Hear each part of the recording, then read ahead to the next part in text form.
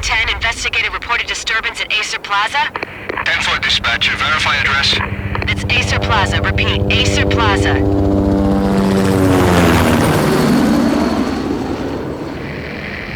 Shots fired on the rooftop. An assault in progress at Acer Plaza. Repeat, an assault in progress.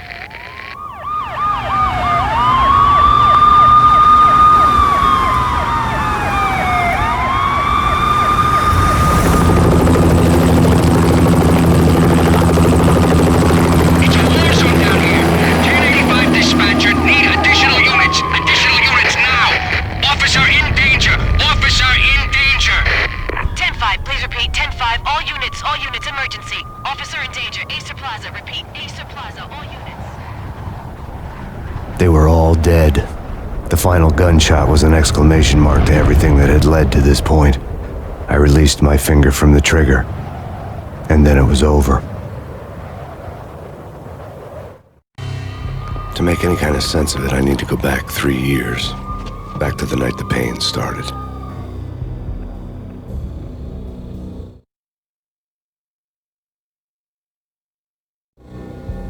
I was still on the force back then. NYPD, Manhattan, Midtown North Precinct, Hell's Kitchen.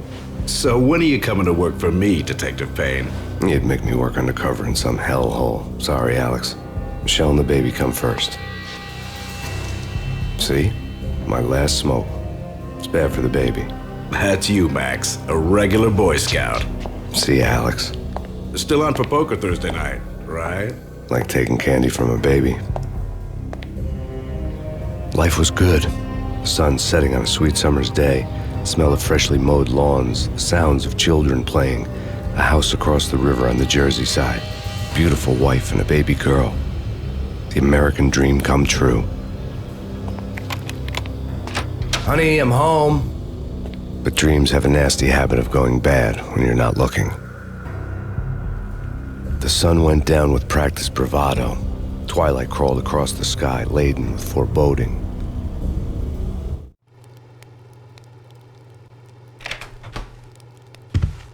Michelle, honey, anybody home? I didn't like the way the show started. They'd give me the best seat in the house, front row center.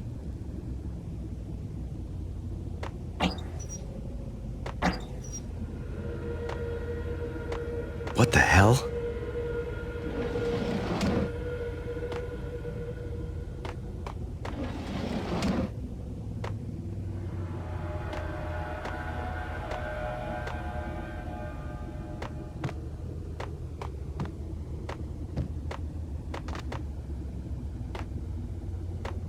Something ugly had been tattooed on the wall, a map of things to come. It was a poison syringe, a magic tag full of diabolical meanings.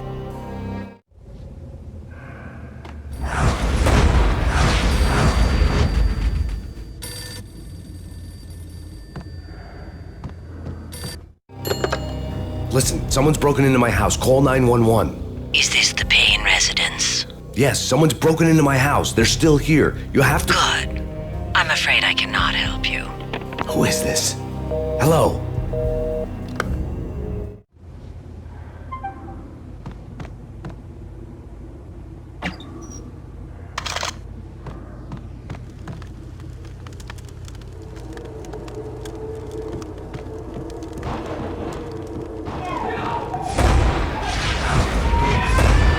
Michelle!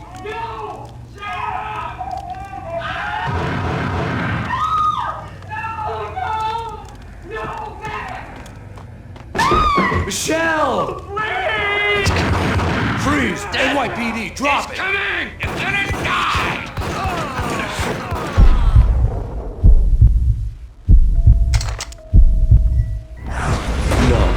No, please God, no.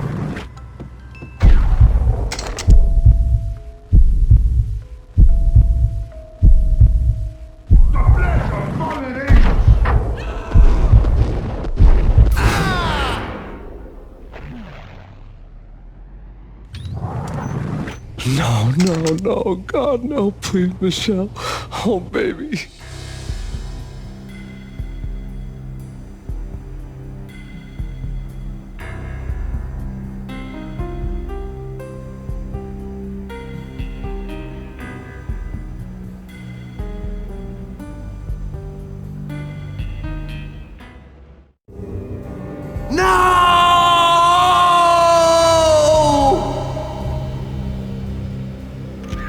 That was 3 years ago.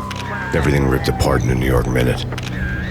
The killer junkies had been high on a previously unknown designer drug, Valkyr, V. After the funeral, I told Alex I'd be transferring to the DEA. It took us 3 long years to get a break in the Valkyr case. Then, finally, 2 months ago, a dime dropper tipped us off that Jack Lupino, a mob boss in the Punchinello crime family, was trafficking. I went undercover, infiltrated the worst mafia family in New York.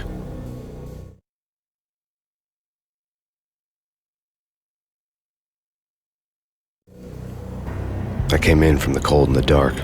Outside the city was a cruel monster. I've been slowly working my way from the small time to the big fish, trying to get to the source of the drug. Alex and BB were my only contacts in the DEA, the only ones in this decrepit city who knew I was down here. BB here. Something urgent has come up with Jack Lupino. You need to meet with Alex immediately at the Roscoe Street station. I hadn't had a face-to-face with Alex since I'd gone undercover. Outside, the mercury was falling fast. It was colder than the devil's heart, raining ice pitchforks as if the heavens were ready to fall. Everyone was running for shelter like there was no tomorrow. It didn't get any better when I got to the subway.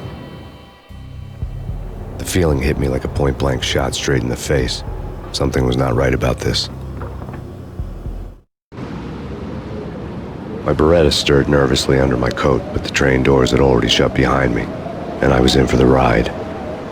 Next stop, Roscoe Street Station, and Alex.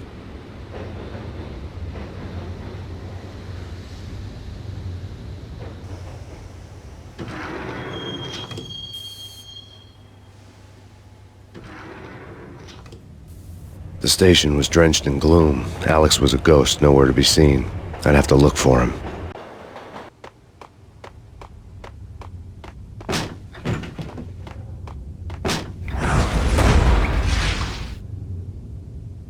Death was in the air at Roscoe Street. I'd have to find Alex fast.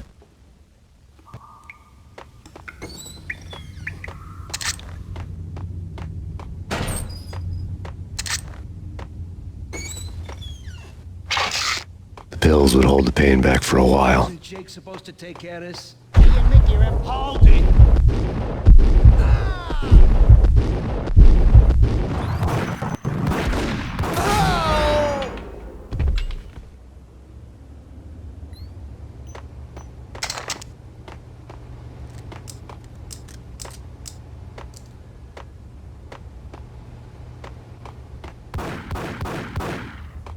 Hey,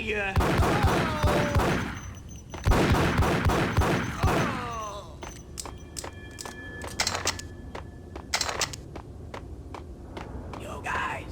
Yo. What the? Oh!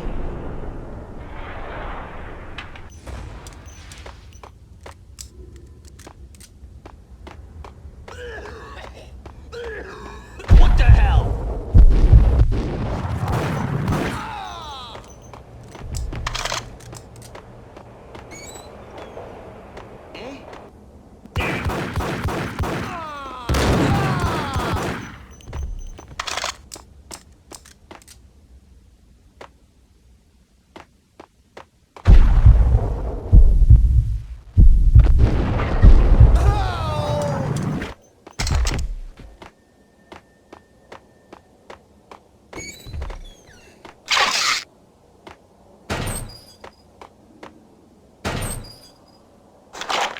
While looking for Alex, I had ended up in the middle of a big-time crime operation.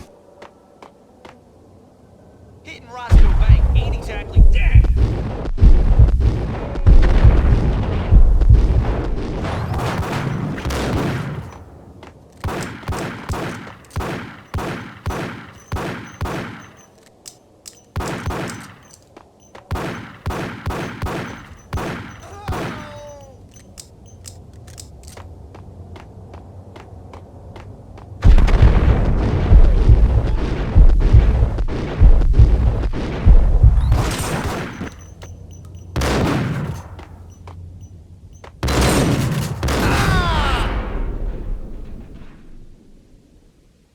The gate was locked. I would have to find another way to get to the tunnel.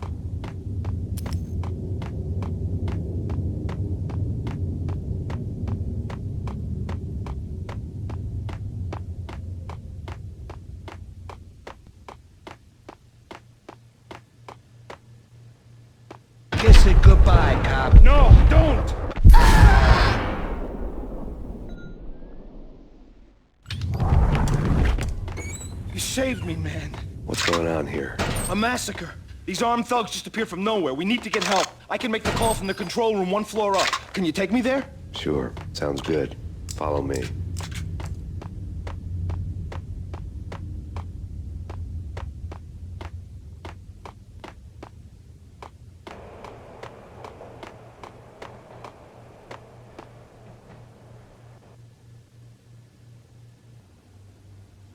Home free. This way. What the hell?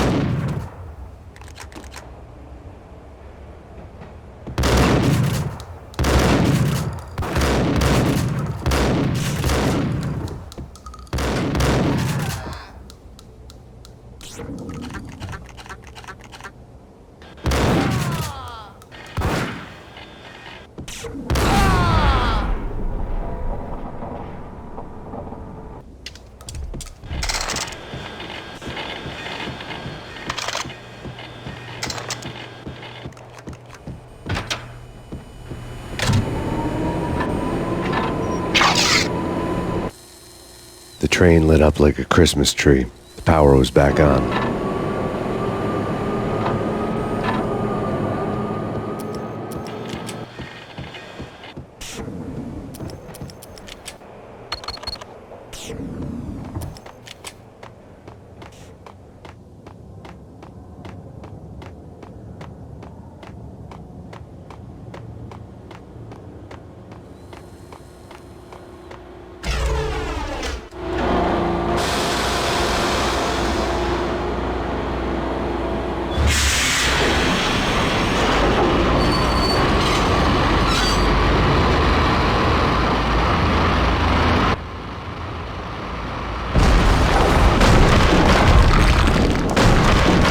So much for being subtle.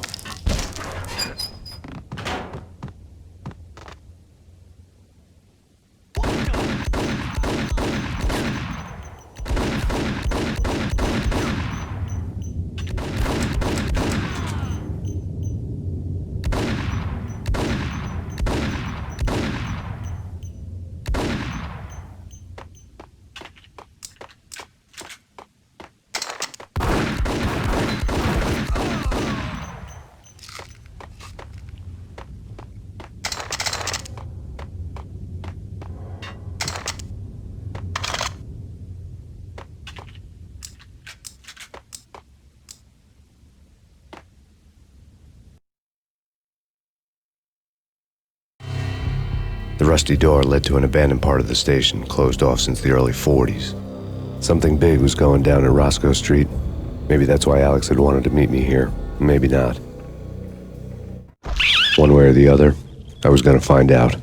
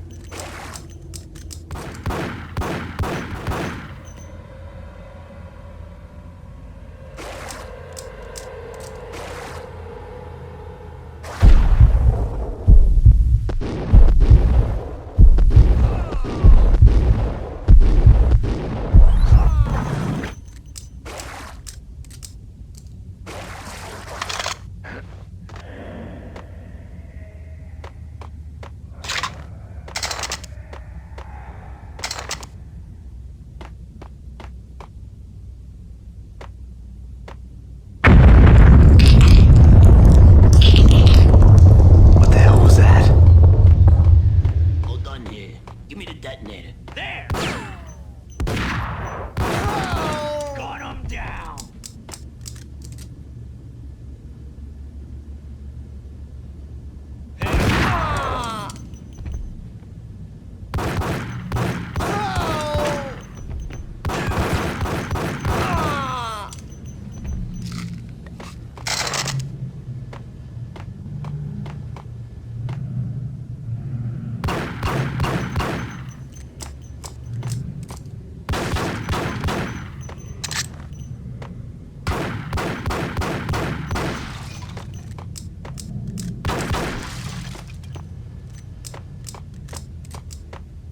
The door had been welded shut ages ago and the bomb was missing a detonator.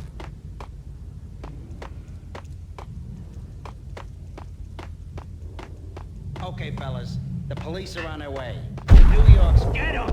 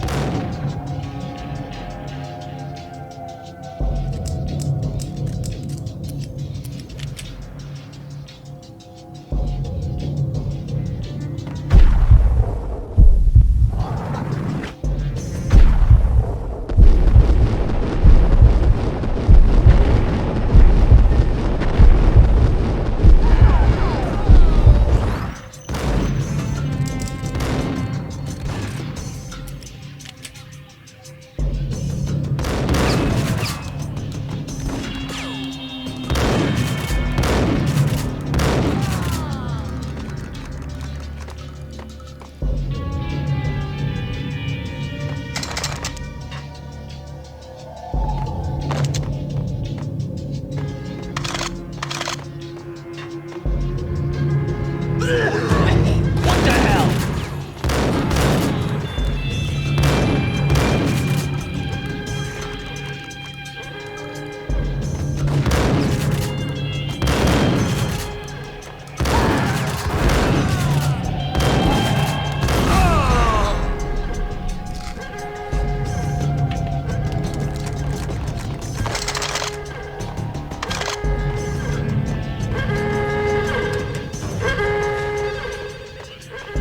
The bank robber's score lay on the table.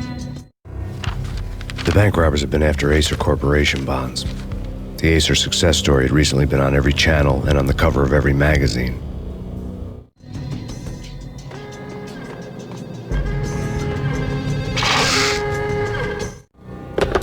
We come to you now live from the crime scene. Who is this?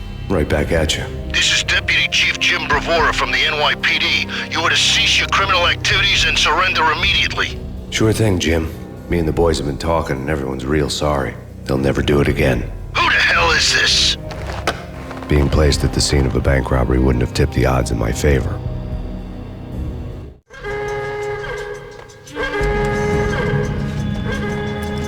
The bank robbers had left their tools on the table. Judging by the detonators, the crooks had bought enough explosives to send Lady Liberty into orbit.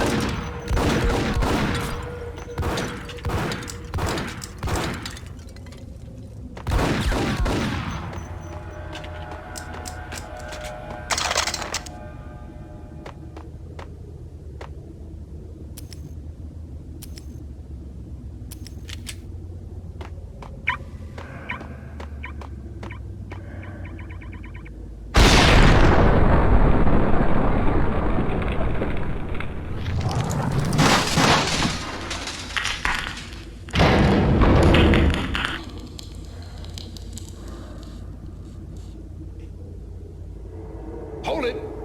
Max, Jesus, you almost gave me a heart attack. I nearly shot you. Alex, am I glad to see you. What the hell's going on? There are more corpses here than at the city morgue. It's an armed robbery, a tunnel job straight to the Roscoe bank vault through the old station wall. Is this why? This is Lupino's gig? This is Lupino's doing? Lupino's men? Really?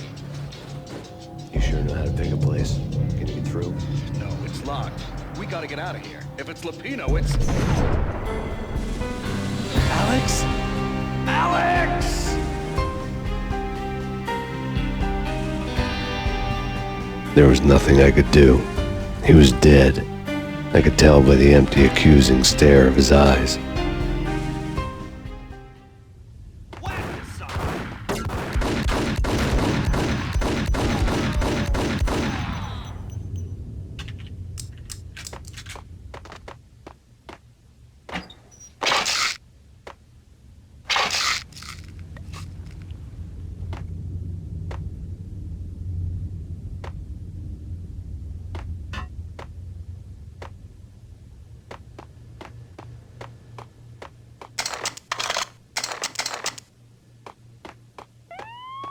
Let's get the hell out of here! What the hell?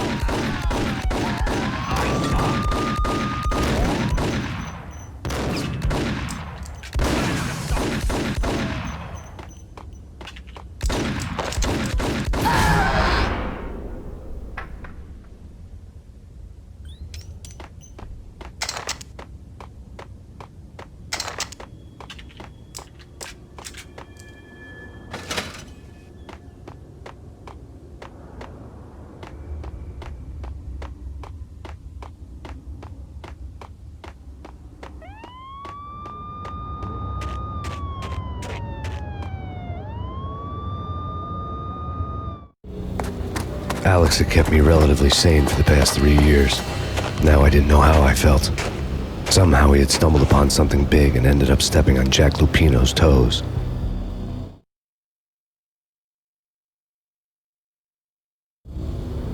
Lupino ran his racket of sex, drugs, and contract killings from a sleazy hotel in a slum block of tenements. The NYPD was closing in. I could hear the sirens. Their wail was a crescendo. Lupino thought he could get us by taking Alex out and leaving me to take the fall for it. All he had gotten was my attention. I went for the hotel first. It was a sad old thing with flickering lamps and faded colors, cheap mobster punks and tired-eyed prostitutes. I walked straight in, playing It Bogart, like I'd done 100 times before. The place was run by a couple of murdering mobsters with shark smiles. The Finito brothers. Ladies and gentlemen, it's the pain in the butt. Pain to the max. You're killing me. Did you make that up yourselves, or you get some wino downstairs to come up with it? Don't answer that. A rhetorical question. I got something for the boss. Lupino around? That kind of depends on who's asking. A friend or a junk squad plan. Don't answer. It's one of them, how do you put it, rhetorical questions. Lupino ain't here, but he said bye. Lupino wasn't in his cheap hotel. Instead, I ran into the Finito brothers. My cover had been blown, the door slammed shut behind me, and then I was dodging bullets like raindrops. Pain in the butt. Ha-ha! Pain to the max. Junk squad kid. Got a 20. Lying down. Bring it in.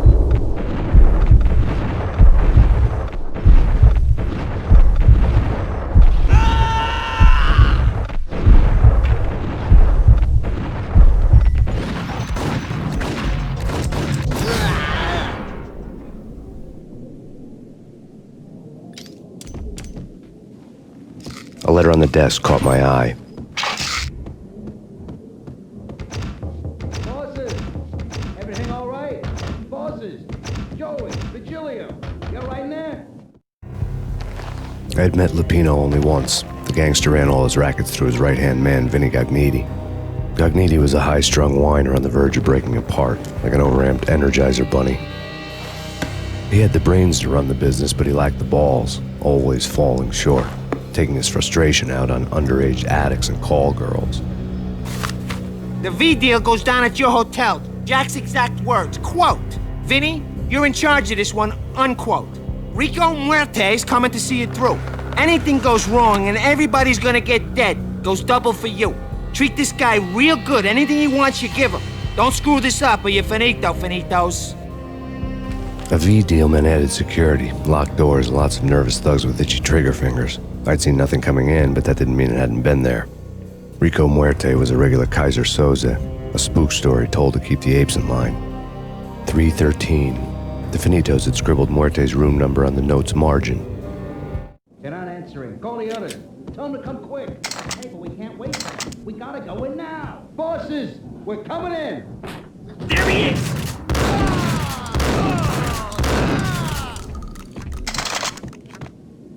Getting out was not going to be easy.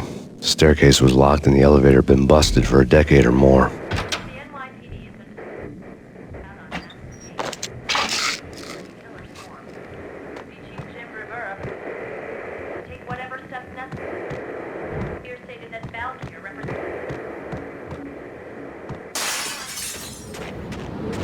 Yeah, something's wrong with the bosses. Hey,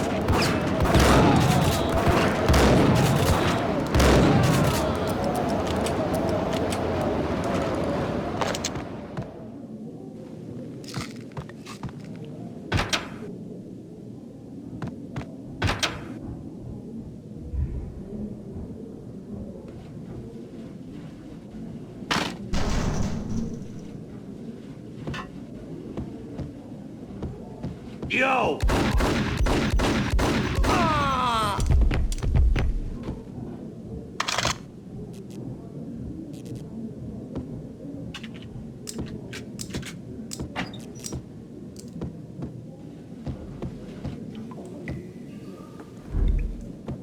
Previously on Lords and Ladies. Lady Amelia, Marquis Valentine asks for an audience. Thank you, Lawrence. My lady. My lord. And now, an all-new episode of Lords and Ladies, brought to you in part by Acer Corporation.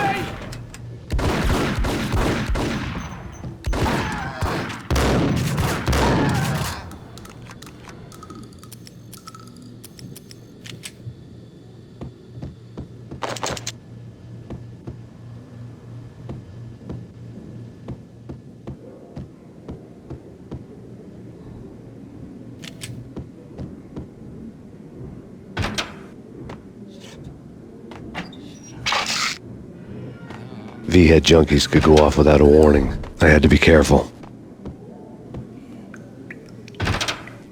It's Payne! I saw him!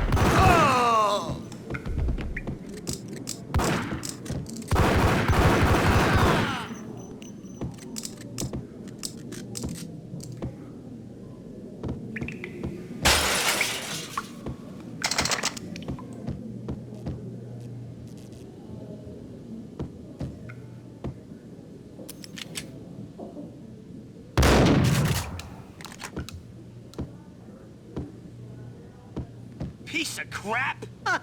Ooh, whack the sucker!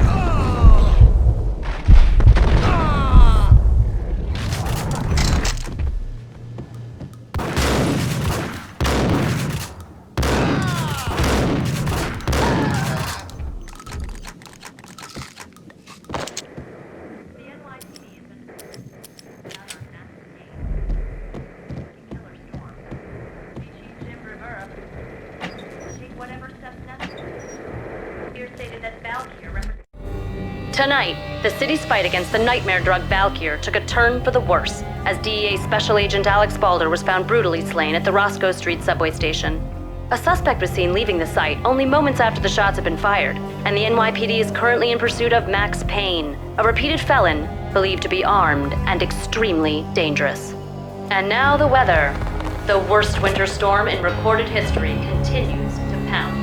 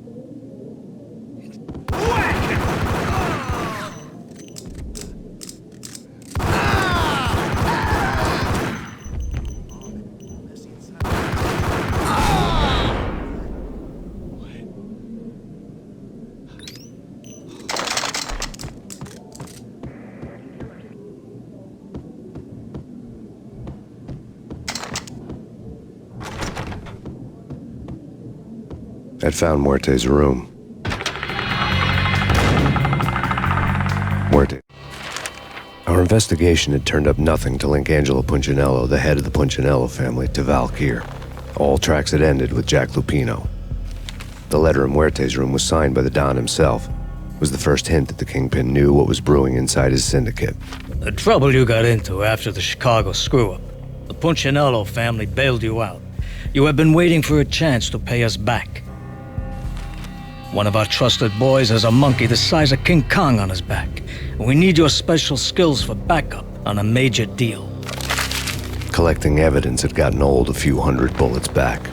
I was already so far past the point of no return I couldn't even remember what it looked like when I had passed it. I received a letter.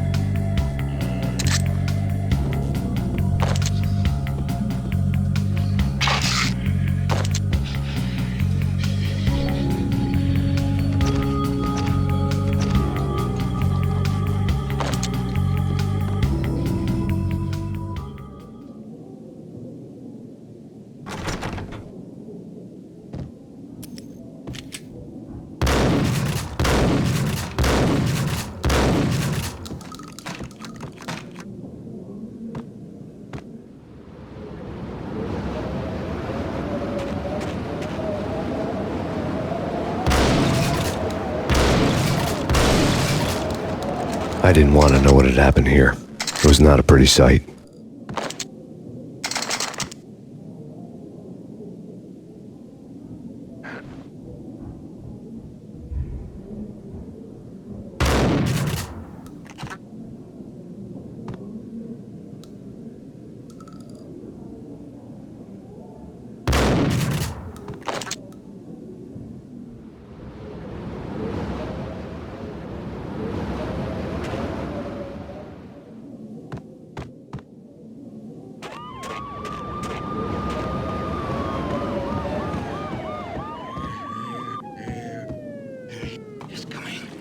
What the hell?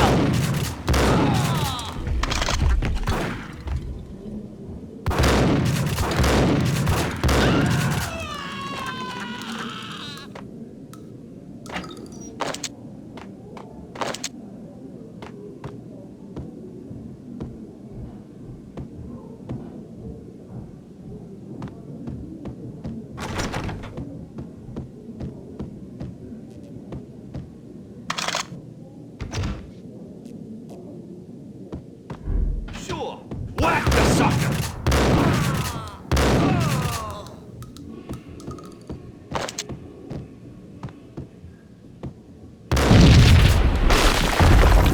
What the hell?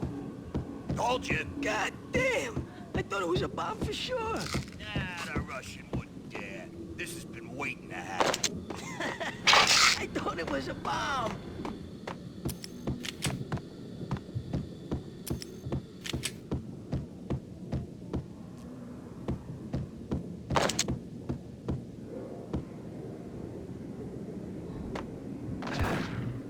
Yo!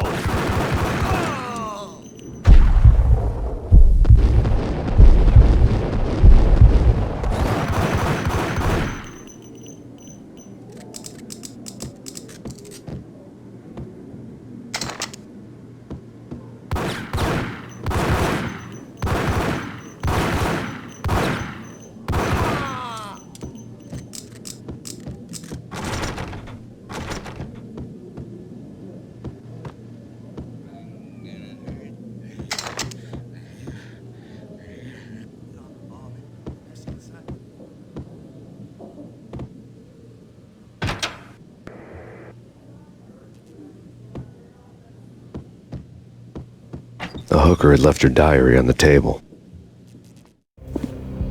The diary belonged to a hooker named Candy Dawn. The read would have made a vice cop blush. Had talks with the mystery hag over the phone again.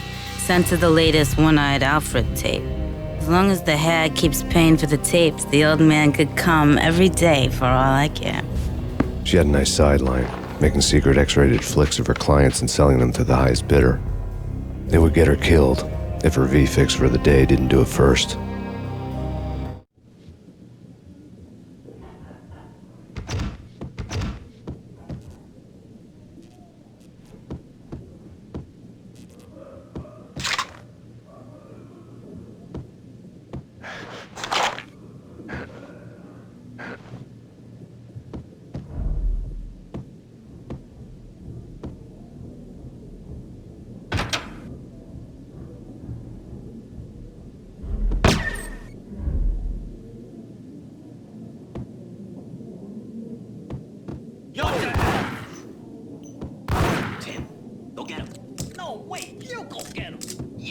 and get him.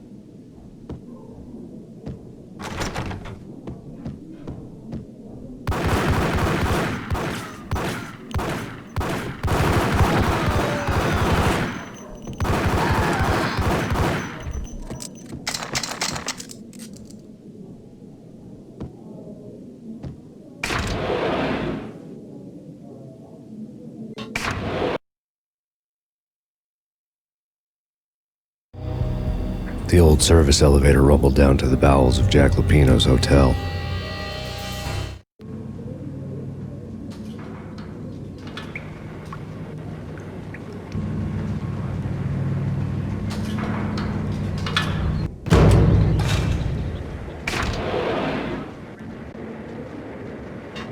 It was free, gun him down.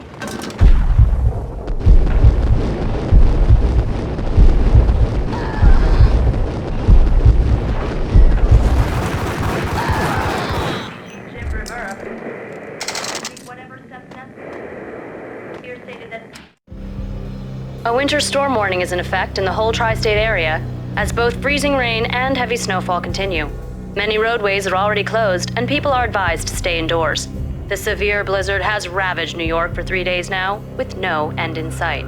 We'd been snowed from the start in the Valkyr case. The forecast said there was plenty more where that had come from. But the snowbound city was on my side. Less chance of innocent bystanders getting caught in the crossfire.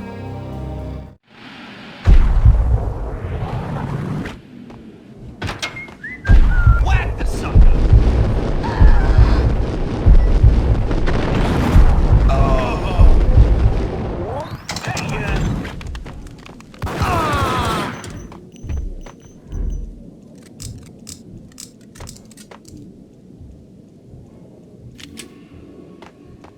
Exhibit number 1, a newspaper. A dead man tied to a chair lay on the boiler room floor. Captain Baseball Bat Boy has an unbeatable track record in superhero death matches. But a 6-pack of root beer gets me every time. The murder weapon was a baseball bat, now lying in a pool of drying blood next to a newspaper folded open on a Captain Baseball Bat Boy comic strip.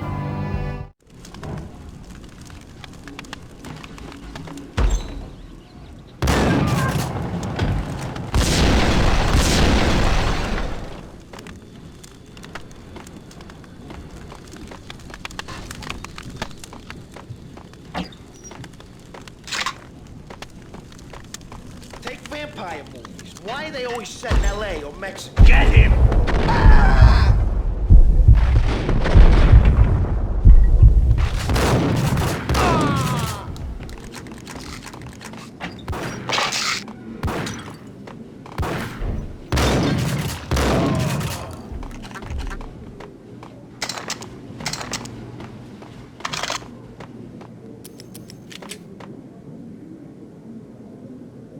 Chill with the guns. Trust me, you don't want to piss Muerte off.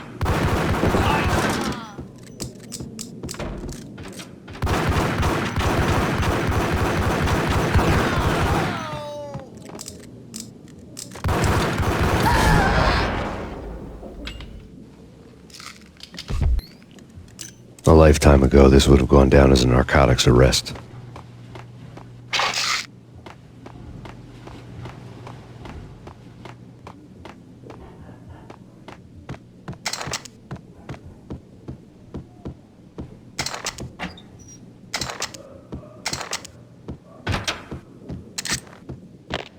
The transparent cylinders glowed green, full of Valkyr.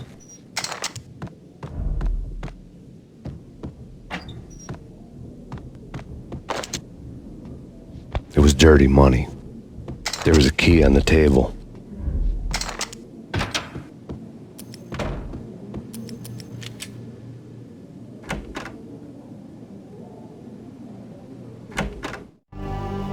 Two mad dog killers, ready to murder each other.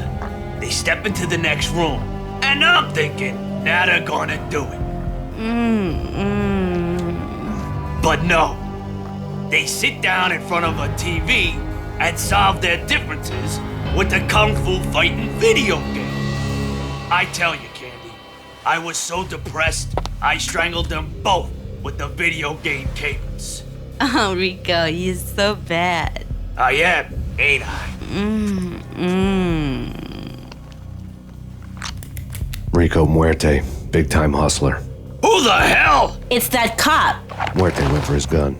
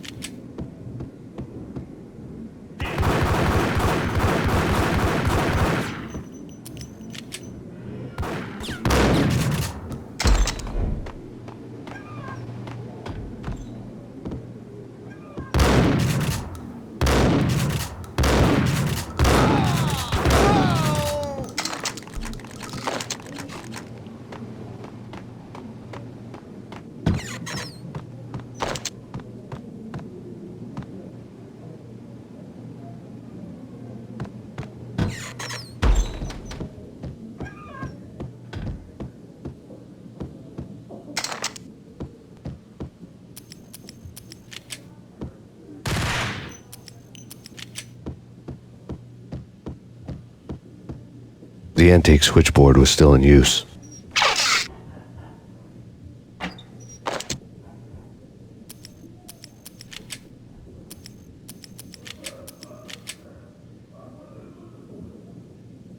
There was an old telephone switchboard in the back room of the reception area, the kind that made phone tapping child's play.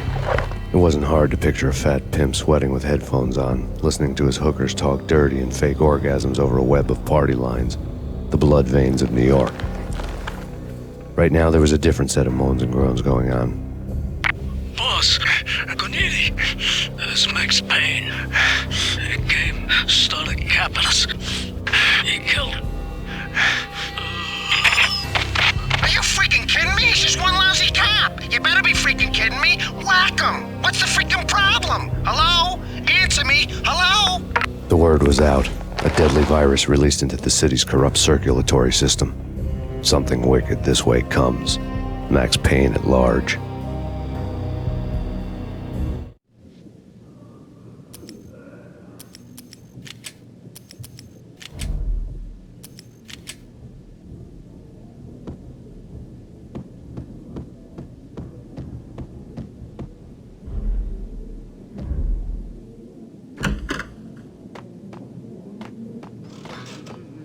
What the hell?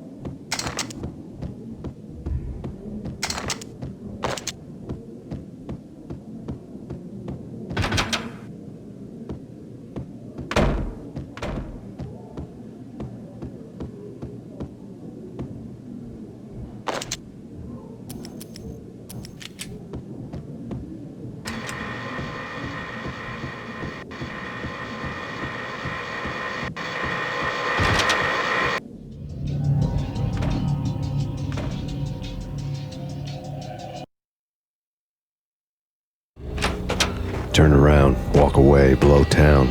That would have been the smart thing to do. Guess I wasn't that smart.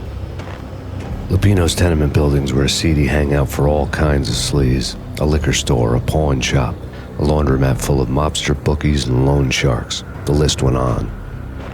The how and why of it was a mystery to me, but they knew I was a cop. They knew I was coming, and they were going to get real trigger happy about it. I got to see Lupino's hangout all lit up. A bomb went off, turning snow into liquid gold. A pillar of fire lifted the remains of a car straight up into the air. The flames were highlighted on the hood of a black Mercedes-Benz as it coasted down the street real slow, as if the driver didn't have a worry in the world. I got a good look at the man riding shotgun. It was Vladimir, the head of the local Russian mob, the fly in Don Punchinello's soup.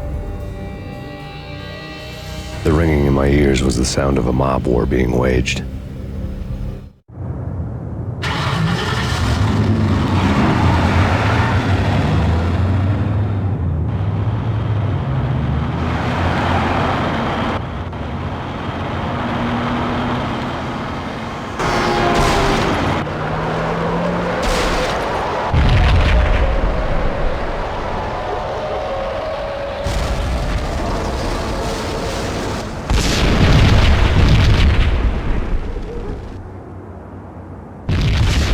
Another bomb exploded inside the closest slum building. It was a lucky break. The goons inside were spooked, but luck always came with a price tag. More bombs could still be ticking inside, and the cops would already be on their way. Jack Lupino's suite was on the top floor. At least it used to be, before the explosive makeover.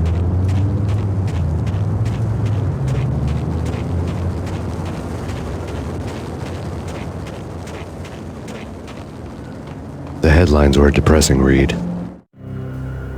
The headlines were screaming bloody murder. The storm was a screaming duet with the approaching prowl car sirens.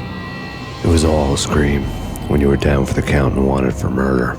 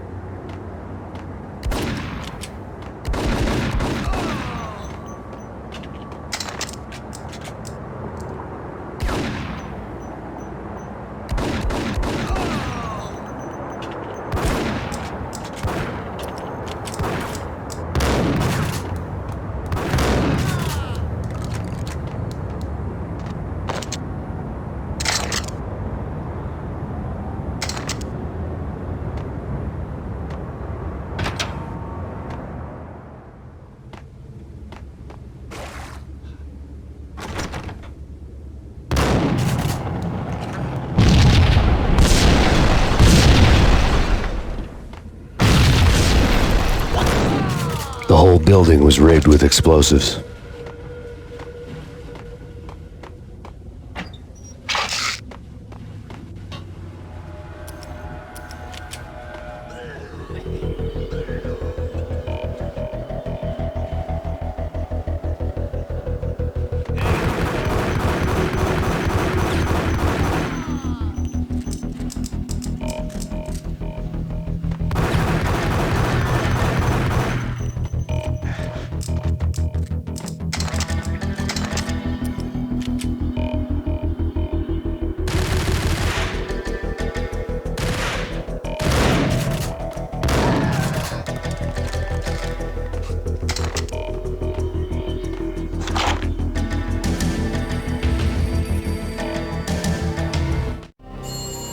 A beaten-up phone in the entrance hall was ringing.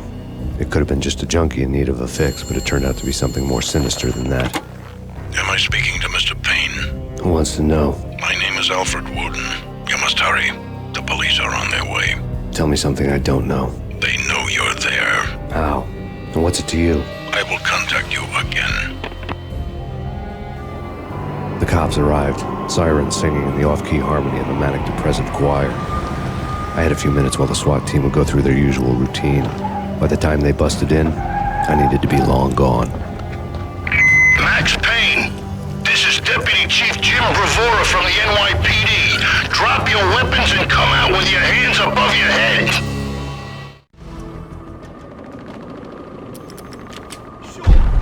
Whack the sucker!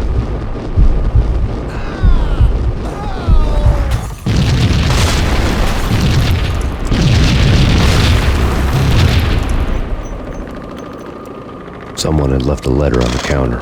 There was a key on the shelf.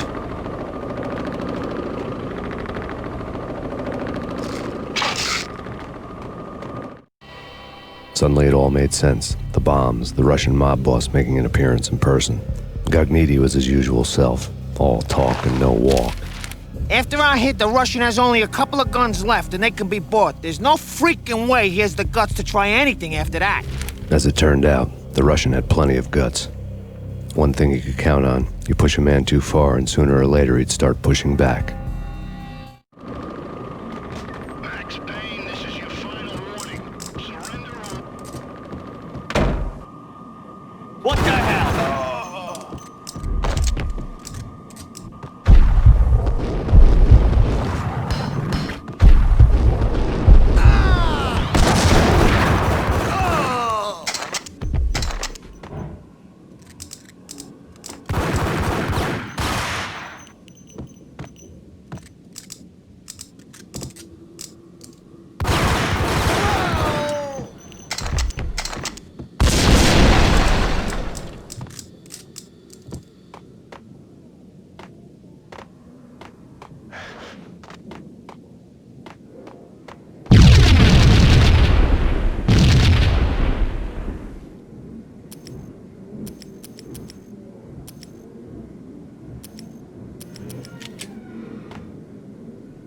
Got him!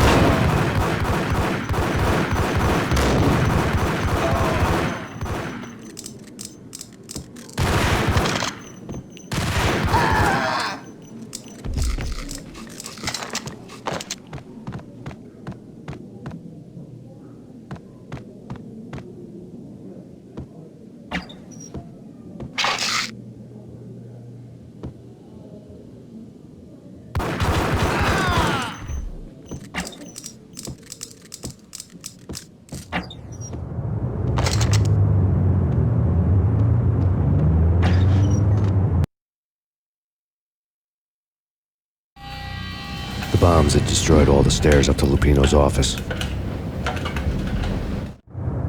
The alternate route led there by way of adjoining rooftops. It's never been this cold. Never ever. It's like the sky's falling. Yes, sir. It's the end of the world as we know it. And I don't feel fine. I don't feel anything. Not a thing. I'm freezing my butt off.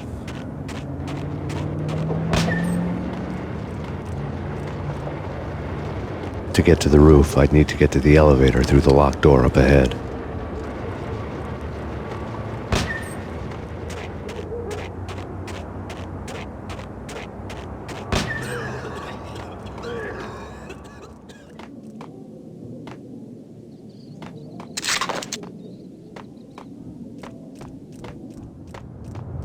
Max Payne?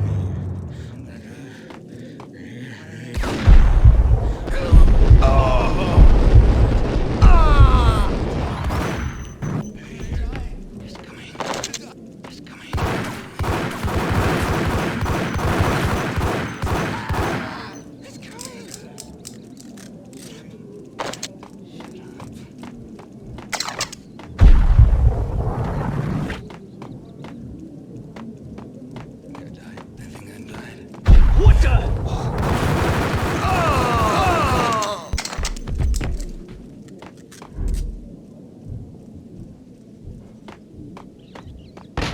No, don't shoot. You know the clowns at the laundry? Me? No. You're no good to me then. What? No, the laundry, yeah. I know him, yeah. Get me in there. Okay.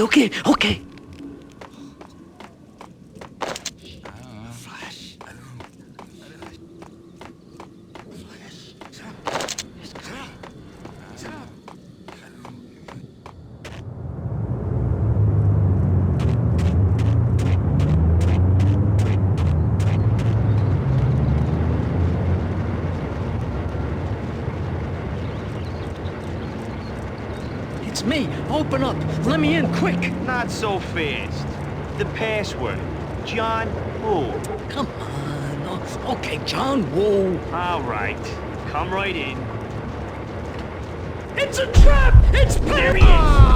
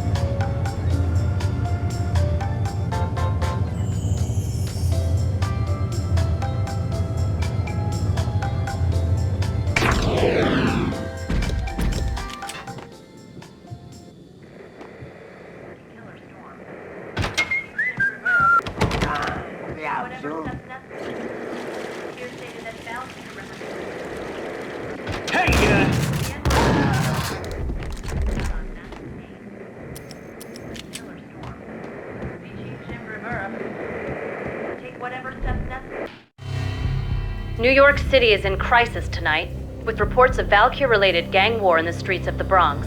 Apparently, Max Payne, wanted for questioning in connection with the slaying of a DEA special agent earlier tonight, is waging a one-man war against his former partners in crime. Among the list of casualties so far are notorious mafia members Joey and Virgilio Finito, as well as Rico Muerte, himself a fugitive from the law, and a suspect for several murders in the Chicago area. The NYPD has been placed on full alert. A citywide APB has been put out on Max Payne. Deputy Chief Jim Bravura has promised to take whatever steps necessary to bring him to justice. What those steps may be remains to be seen. For NYCNN TV News, this is Kira Silver.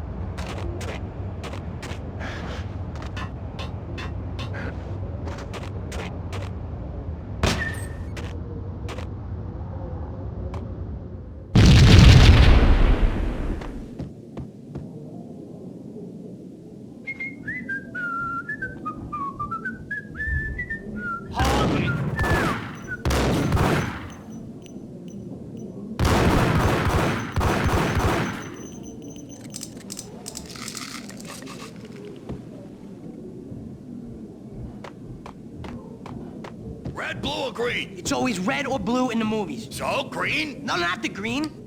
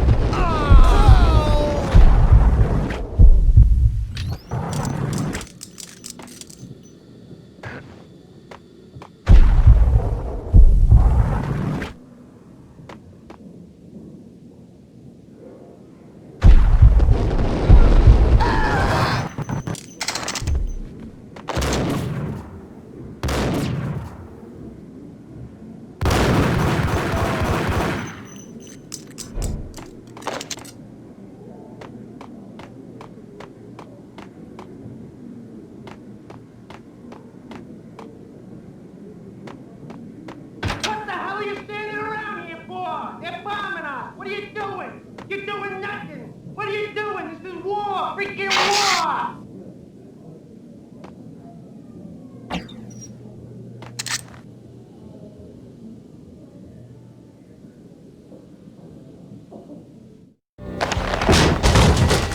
Vinny Gognitti, just the man I've been killing to see. Payne? Freaking Fed! I knew from day one there was something screwy about you. What do you think you're doing? You're a freaking cop. You ain't got squad on us. You can't just come in here waving your piece like it meant something. Yeah! Oh my God! Oh God, you shot me! Ah! You're dead, Payne! And what the hell are you waiting for, you apes? Kill him! Kill him! With pleasure, boss. Gognitti bailed. I made like Chow Yun Fat.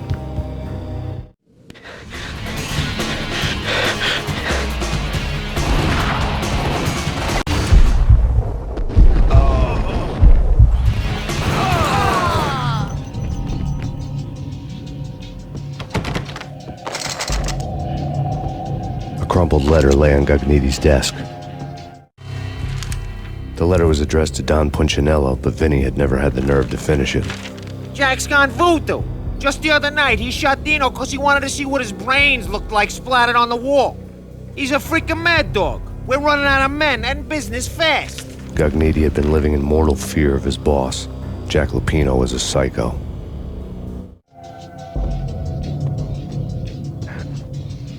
Vinny Gognitti was running scared. He could run, but with a bullet in his stomach like a broken bottle of Tabasco, he was quickly running out of time. He knew where his boss was, and I wanted to square things up with Jack Lupino. Gognitti would be moving fast. I don't know about angels, but it's fear that gives men wings.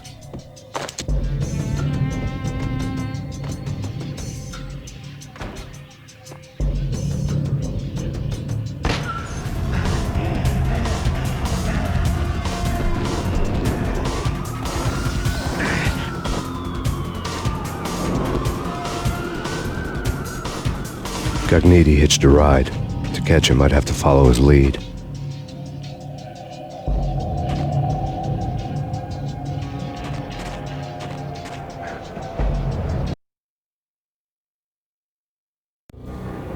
This was my second train ride of the night. The way it started didn't promise anything better than the last one. Freezing wind tearing at my face like sandpaper and razors, ice hard and slick under my hands and feet. And somewhere in the background, the wail of sirens, the city howling after me. New York sped by in fast forward. Dark rooftop water towers and a dead forest of antennas and chimneys, all a blur. When the train he was riding slowed down, Gognitti made his move.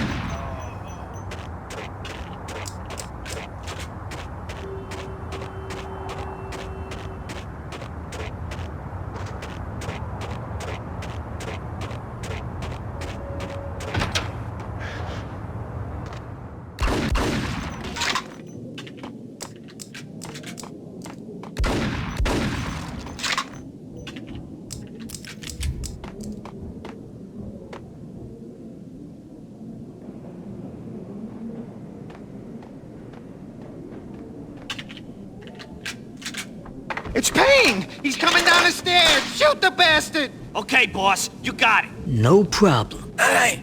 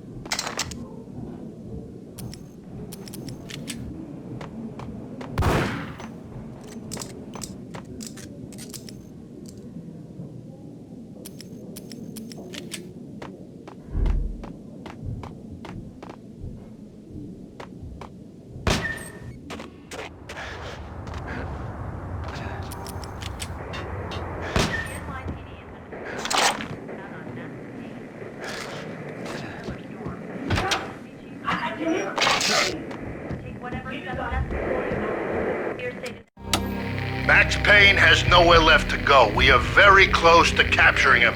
You'll get a full statement then. Right now, I've got better things to do, ma'am. That was Deputy Chief Jim Bravura from the NYPD with no further comment at this time. Apart from his suspicious food habits, I figured Bravura to be one of the good guys. Fate had just dropped us on different sides in this. But when it came to capturing me, he was way out of his league. I had already ditched the cops a couple of rooftops back. For now. Okay, this is it. Any moment now, Payne's gonna bust through that door with murder inside. It's either him or... Got him!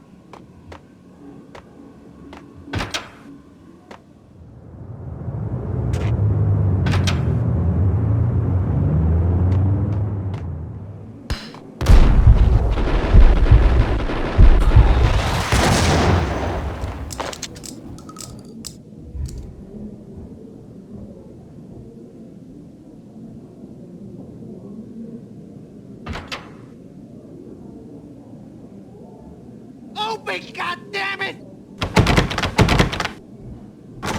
Payne! I'll kill you, you lousy freaking...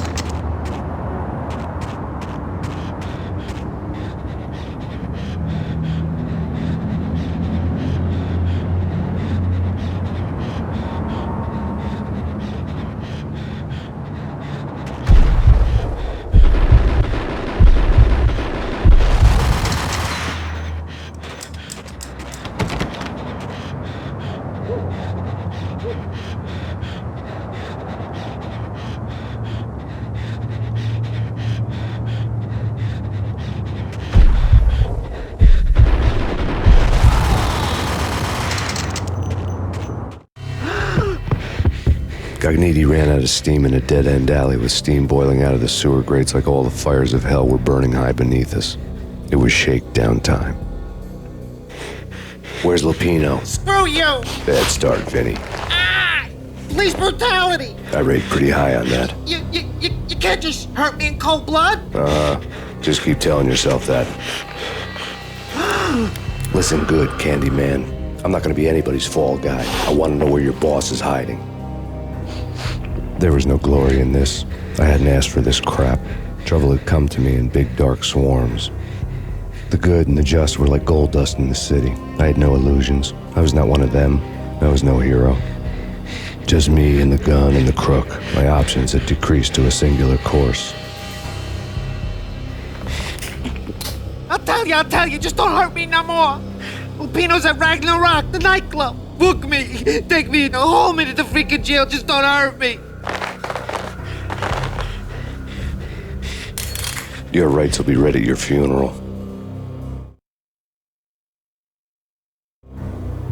Ragna Rock was Lupino's private nightclub, a den of drugs built into an old theater. I knew what waited inside. V-head junkies ready to explode in random acts of senseless violence, and Lupino's goon squad, the worst stone-cold killers this side of hell. Ragna Rock was as inviting as a headache, flickering and flashing to a machine gun beat. The belly of the nightclub was a gothic theme park that began with bondage games and led to the nasty stuff from there.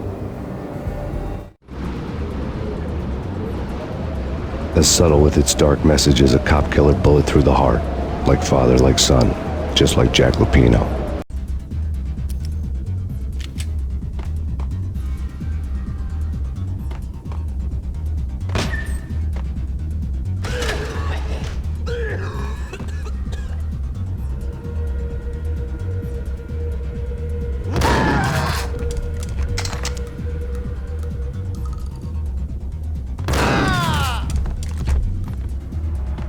The book had never been a bestseller. It's Payne.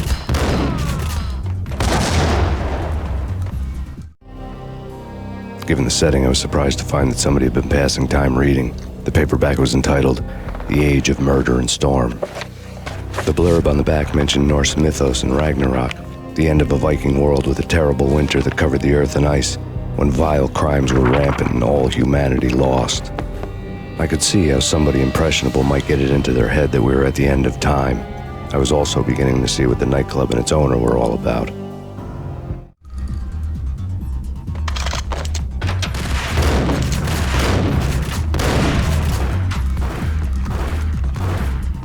What the hell?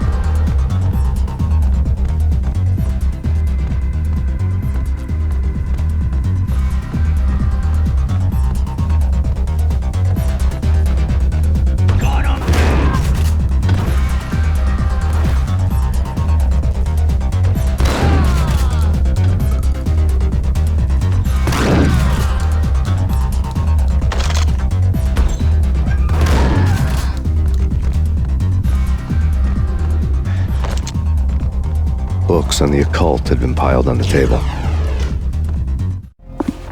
The room was stacked with light reading, such as Necronomicon, Witchcraft, and Paradise Lost. Old exotic titles like Malleus Maleficarum and De Umbrarum Reini Novum Portus. Books with pentagrams on their covers, all dealing with the occult and the infernal, lying between stacks of horror videos and a couple of Ouija boards. The only thing I could take seriously was the thought of Lupino taking it seriously. He had been spending a lot of time getting intimate with the guy downstairs.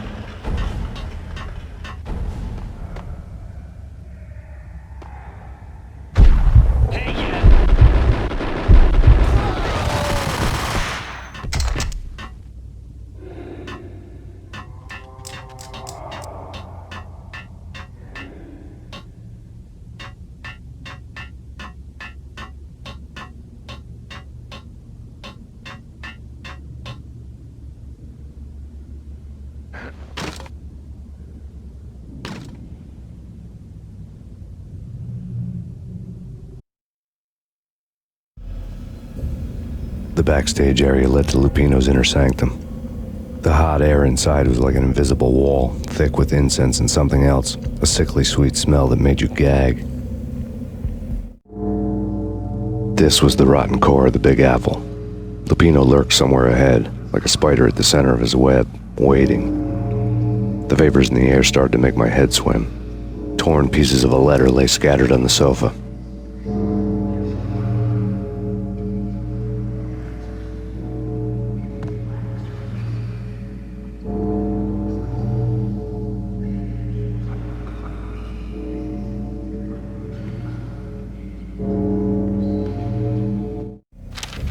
Punchinello had threatened Lupino in writing.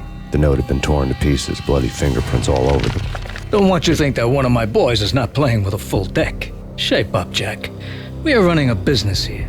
I'd hate to send the trio to strong-arm you. The trio were the Don's notorious henchmen. It was obvious that Lupino hadn't been intimidated by the threat. Lupino's notes covered the table. Jack Lupino was crazy, all right. The table was scattered with notes of demented arcane nonsense written in rusty blood, a mishmash list of demons, devils, and dark gods evoked. Beelzebub, Asmodeus, Baphomet, Lucifer, Loki, Cthulhu, Lilith, Hela, blood given to you all. He was after that old Faustian deal, your soul for power and fortune. Just sign on the dotted line with your blood. Lupino's notebook lay on the pedestal. Jack Lupino was crazy, all right. Mythic wolves, let loose to devour the sun and the moon. Lupino is the wolf. I'm Mr. Beast, the big bad Fenris wolf. I'm the end of the world man, wearing the flesh of fallen angels. After Y2K, the end of the world had become a cliché. But who was I to talk? A brooding underdog avenger alone against an empire of evil, out to right a grave injustice. Everything was subjective. There were only personal apocalypses. Nothing is a cliché when it's happening to you. The flesh of fallen angels! Come to me all! Astaroth, Beelzebub, Asmodeus, Baphomet, Lucifer, Loki, Satan, Cthulhu, Lilith, Hela! Blood to you all! Secret, living under the skin of reality. I've seen it, the corruption of flesh.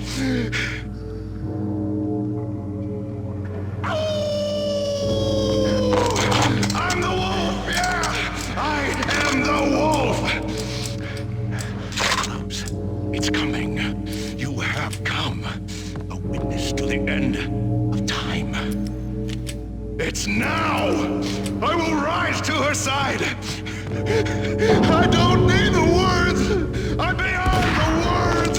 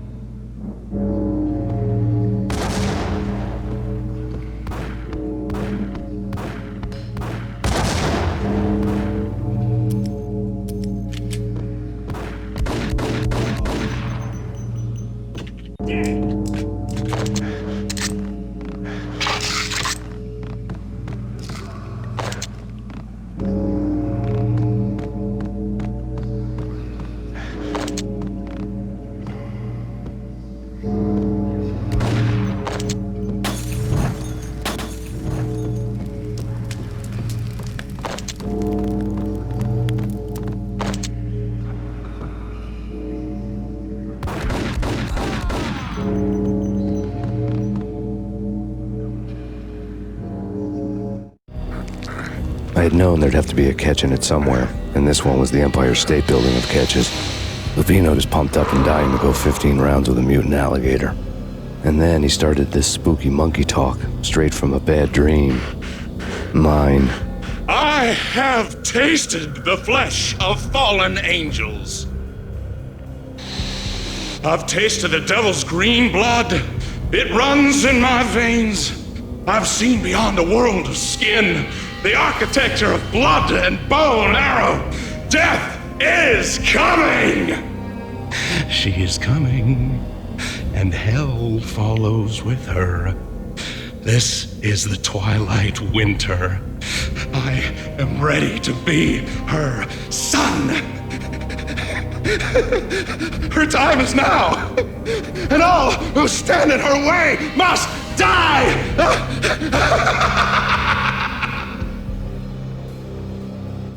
Die! You'll die! You'll die! Now!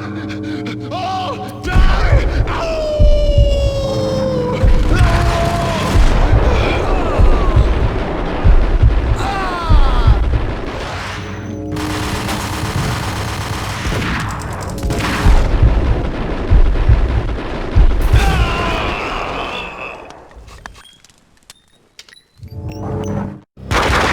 Lupino finally went down. I wanted to make real sure he'd stay that way. V was a bad monster. Turned them into friggin' zombie demons from outer space. I think he's dead already. Huh? And that's when it happened. But dead or not, you've got the wrong guy. In stepped this knockout femme fatale holding a gun to my face. I returned the favor. Lisa Punchinello. Lisa Punchinello was the Don's wife. Mona Sachs. Lisa's evil twin. Your safety's off, evil twin. You might hurt someone with that gun of yours. Lisa's the damsel in distress. I'm the professional. I'd blow you away without batting an eye. Sure, and you can check out my credentials splattered all over this joint. Jack couldn't have framed you. Not the state he was in. We're after the same slime bag. Angelo Punchinello's the one who murdered your friend and framed you with it. You know this for a fact. I've got my sources. I don't have a clue these days. I just shoot them as they come. Who put a contract on the archfiend? This one's mine. I hate the guts of that sadistic wife-beater. Why not pool our bullets for this one? I thought you'd never ask. My finger was starting to twitch. How do you like your whiskey? I'm easy, as long as you don't try to slip me a Mickey. You're a real angel, Max. It was good stuff. Tasted sweet as honey going down. Nothing personal. Can't risk you going berserk and getting Lisa killed.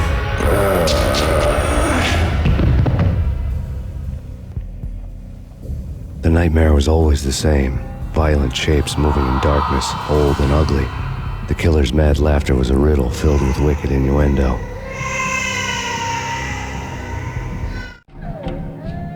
Somewhere, the baby was crying.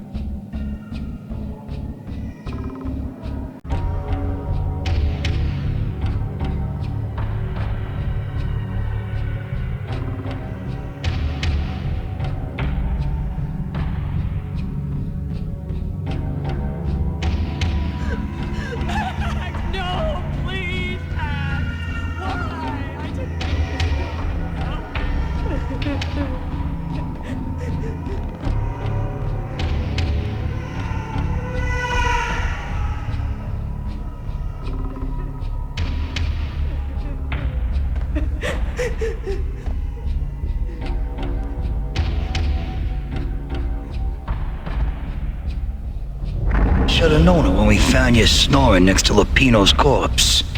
A comedian, huh? The pictures were filled with good old times.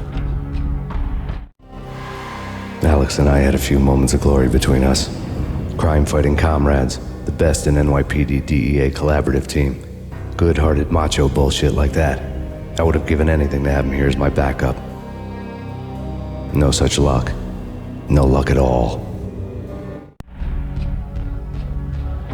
Michelle looked at me from the photo.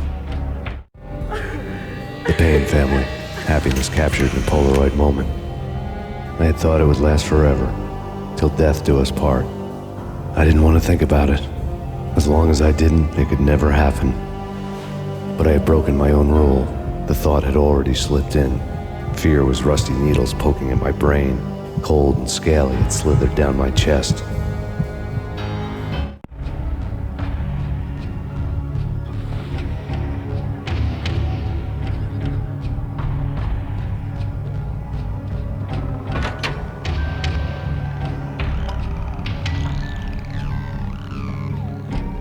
I really love to watch cartoons.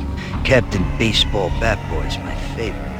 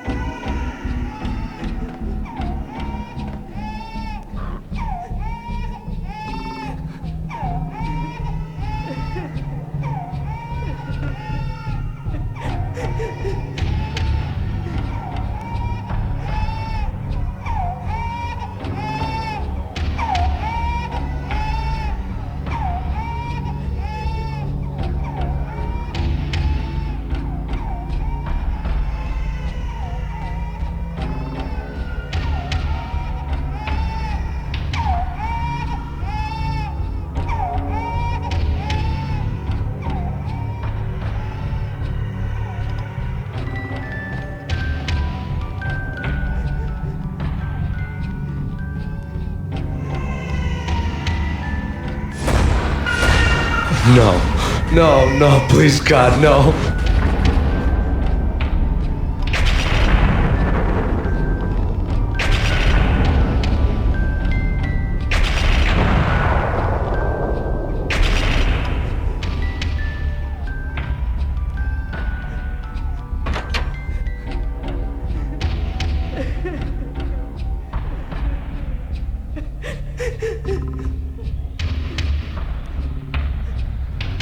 Slice them, dice them, shoot them full of holes, blow them to bits, vaporize them, disintegrate them. No matter what you do, they'll still be back, good as new. Michelle's diary lay on the table. Michelle was working part-time in the district attorney's office. Her diary was open on today's entry, her handwriting all pretty curves. An army dossier found its way to my desk yesterday. Valhalla? Isn't that a Norse myth? Something about Vikings? I tried to tell Max about it, but he was busy, that cute frown on his brow. Guess it's nothing, just a mix-up at the courier service. From now on, I would always find time for her. It was a hollow promise. Too little, too late.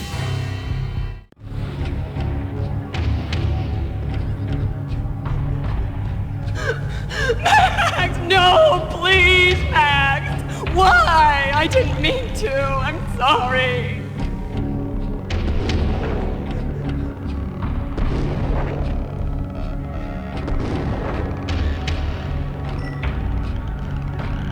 Murderer! You killed her! Nothing like that ever happens in the real world.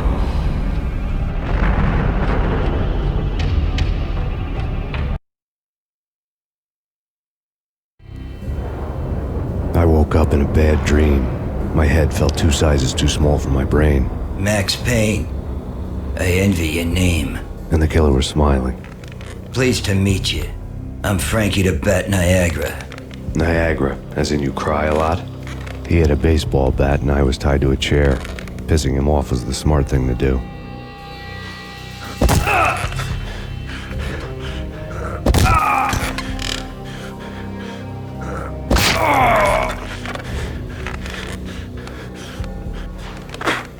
Nothing wrong with a little laugh now and then. Take me, for example. I love to watch cartoons. Cartoon violence is a fascinating thing. Let's take a break. I need to take a leak and maybe grab a cold one at the bar. Don't worry. I'll be back to finish this off. And then, it's checkout time. You play, you pay, you bastard. He swaggered out, and the door clanged shut behind him, locks clicking into place. Everyone makes mistakes.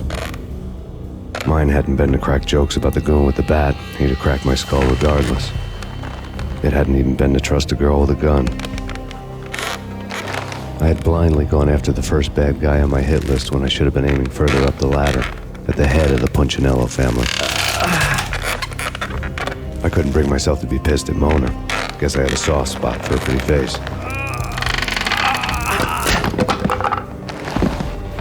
But when somebody decides to play baseball with your head, you tend to get sore. They had dragged me back to the basement of Lupino's hotel. I was beaten, bruised, and blue. I felt like the chair I had broken to get free.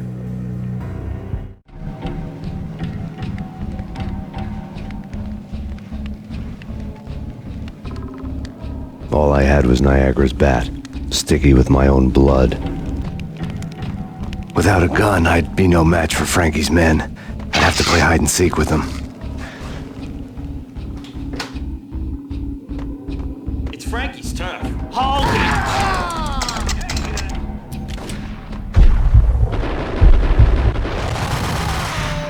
Hold it! Hey! What the?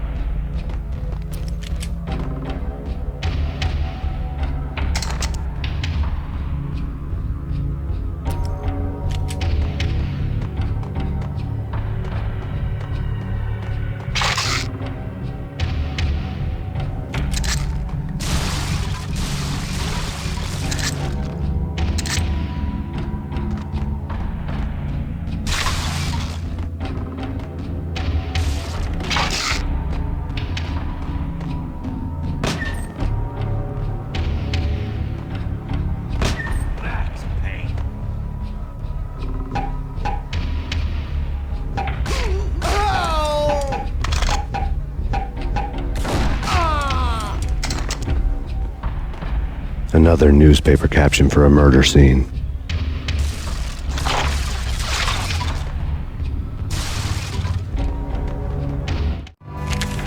Frankie had left his calling card, a Captain Baseball Bat Boy strip, next to a sewer passage filled with bodies. You'd better not mess with Captain Baseball Bat Boy. Even my archenemy, Bicycle Helmet Girl, swoons at the sight of me. Aha! There were enough corpses to put a mass murderer to shame.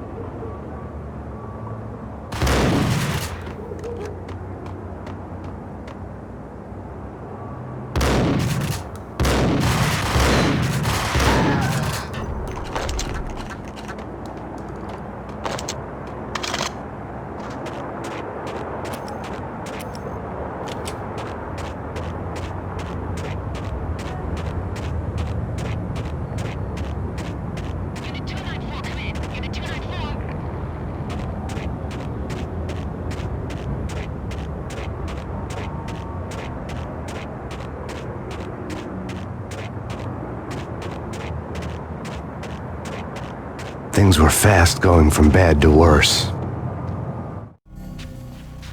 The men in blue had come and gone. They had decorated the place with chalk outlines and tied it together with yellow tape. The cops who had stayed behind were dead. Frankie, his boys, and I had the place all for ourselves.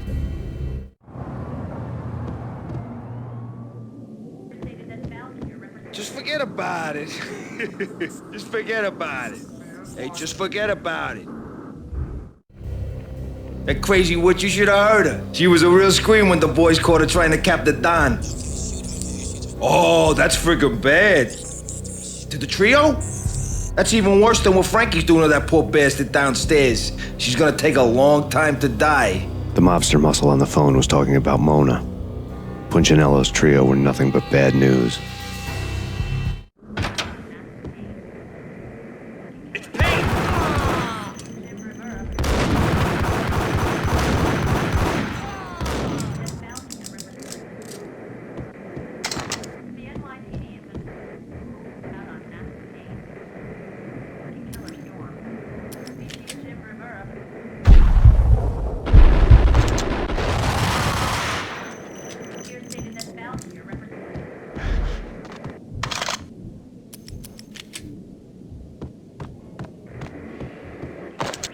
More evidence that Punchinello didn't like me much. The fact remains that all the victims so far identified in the Ragna Rock shooting have been known criminals, many of whom had large doses of V in their blood. Reliable sources say that Max Payne was also among those killed, although no body has been recovered at this time. Reliable sources. That meant somebody thought the Mafia had me, didn't want the cops snooping around anymore. The body would be delivered to them barely recognizable. Case closed. Don Punchinello had the power to be that reliable source, which was no news. But his news was old news. Framing me hadn't been enough. Don Punchinello had put a hit on me. He wanted me dead, and it had been important enough for him to give written instructions to Frankie about it. Max Payne should die like a dog for the trouble he's caused. Frankie, I know I can trust you to give this matter the dedication it needs.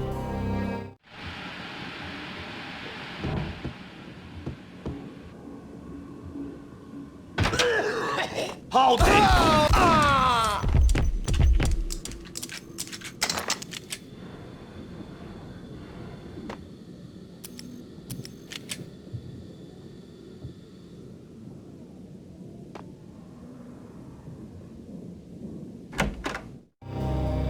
The hotel bar was fast developing quite a history.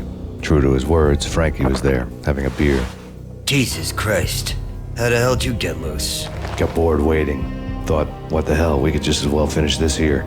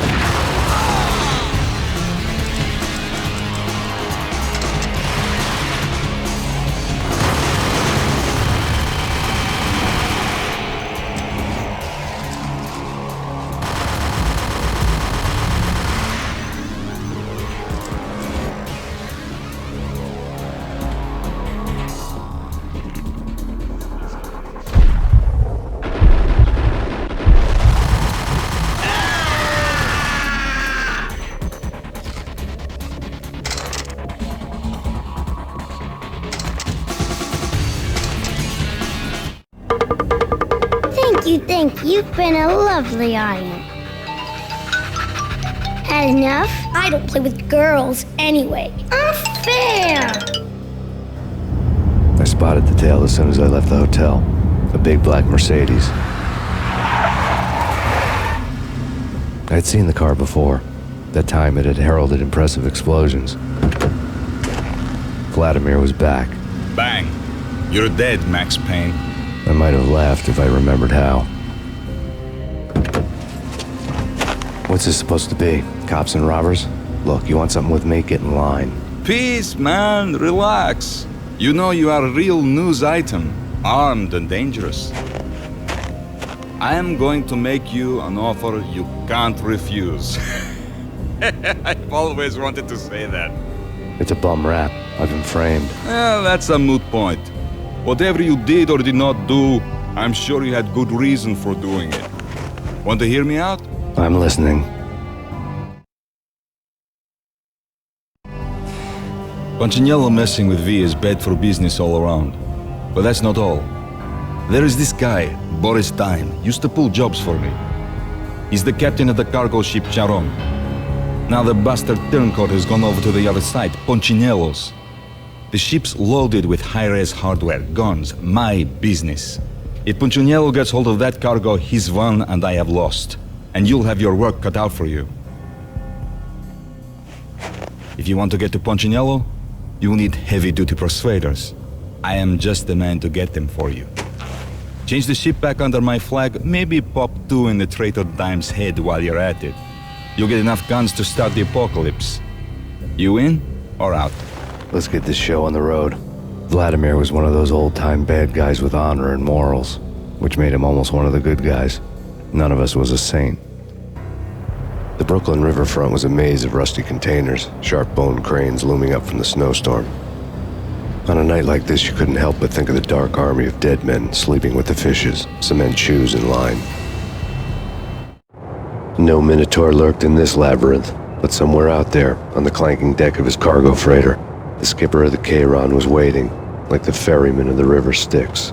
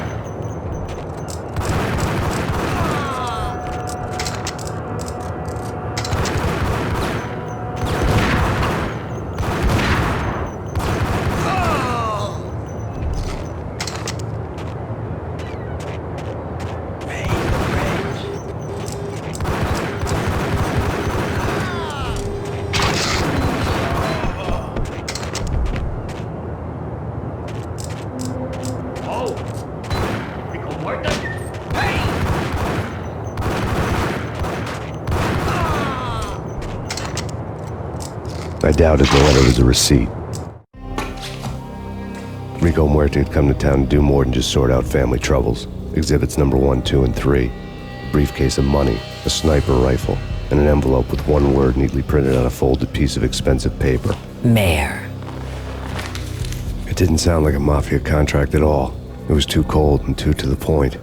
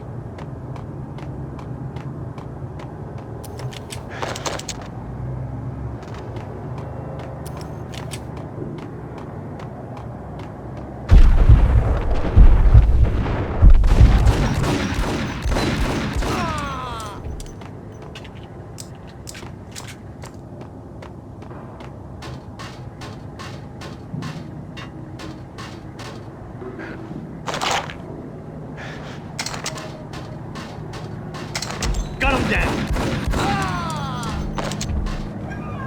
I had found Boris Dime's ship.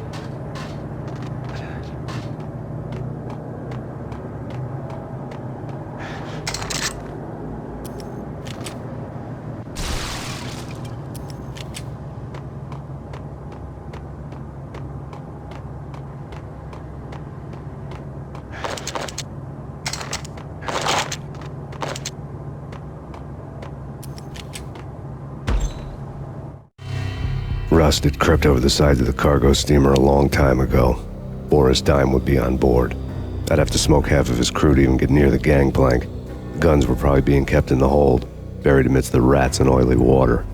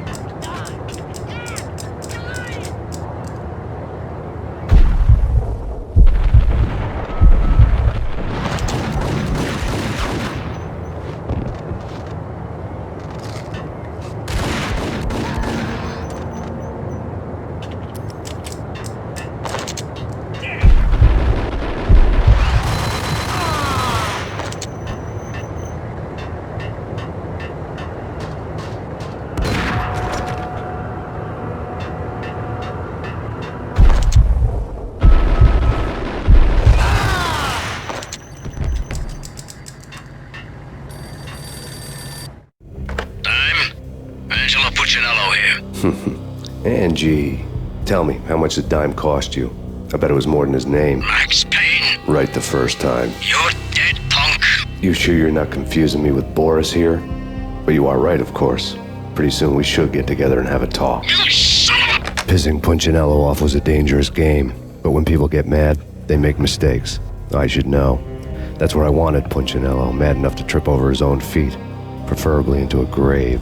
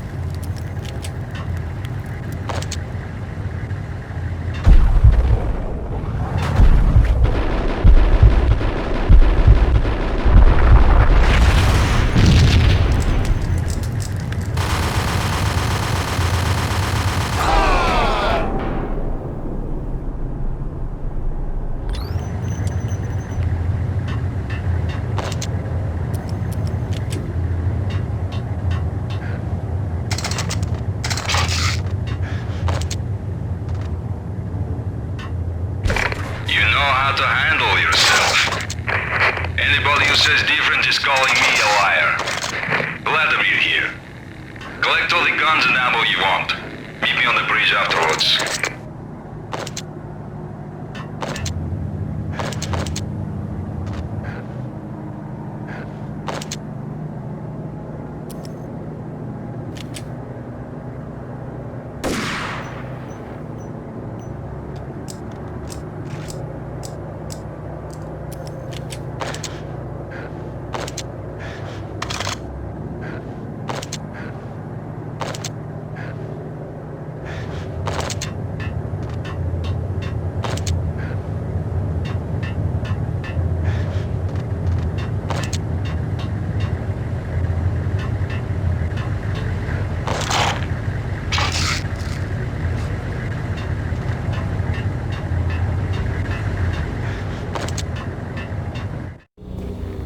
Did you get everything you need? Check.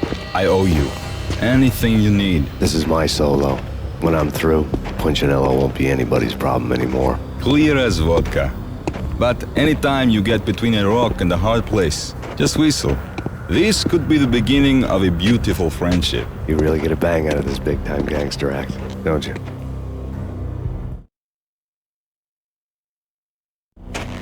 Even with all this firepower, I figured I couldn't get to Punchinello at his manor.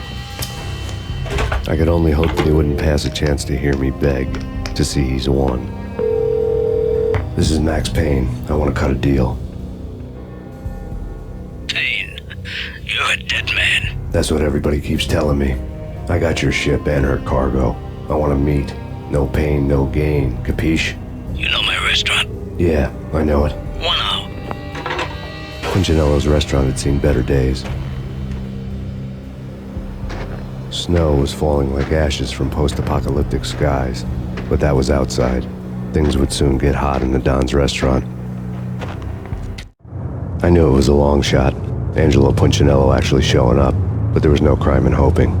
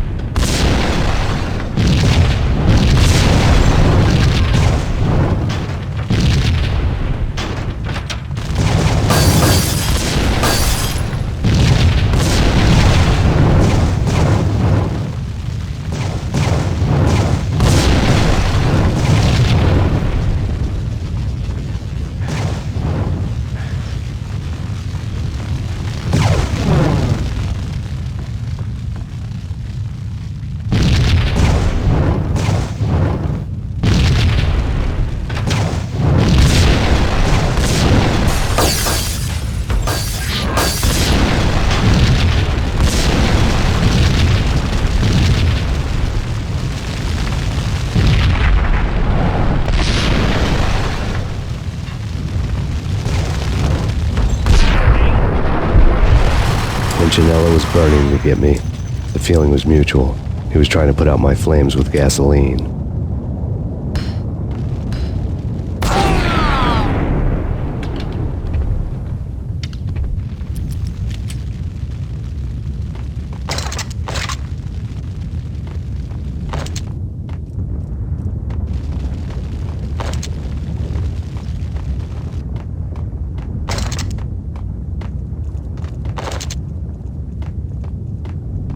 The mobsters have been guarding a real treasure. The way out of this disco inferno. It's Payne.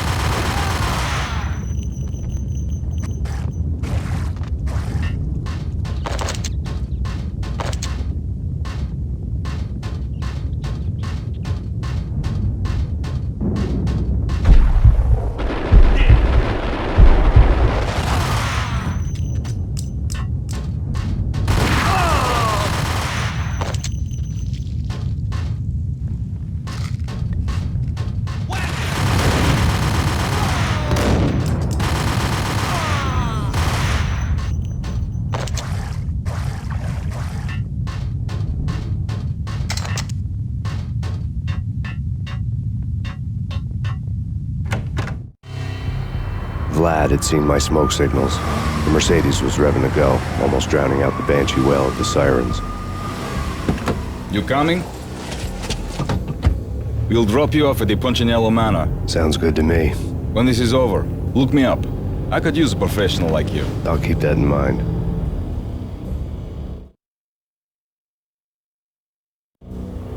The night groaned with cold. The garden lights flickered nervously. In their light, the falling snow was dead white before the darkness ate it up. I had heard the stories. The trio were mad dogs. They'd have hung the heads of their enemies over the manor gates if the capo had only let them. Punchinello wanted Payne. He'd see the pain. The trick in my situation was that there was no trick, no matter what the movies tell you. No rules, no secret mantra, no roadmap.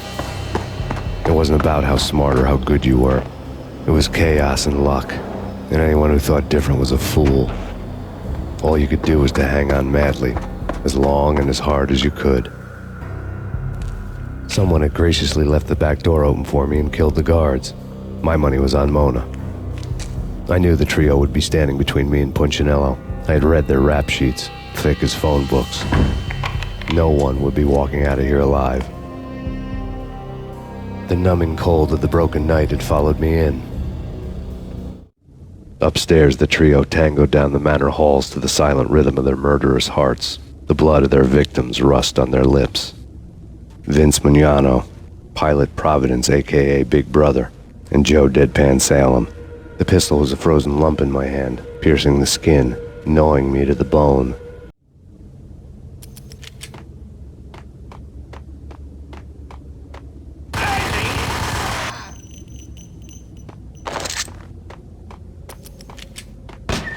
In death, the thug had been promoted to messenger. Someone hadn't enjoyed the Don's hospitality. Someone with a flair for the dramatic. Someone who had let herself out of a locked cell and past a couple of armed guards. My thoughts were on Mona again. I could only hope she was a good enough gambler to walk away while she was still winning, before she'd run into the trio.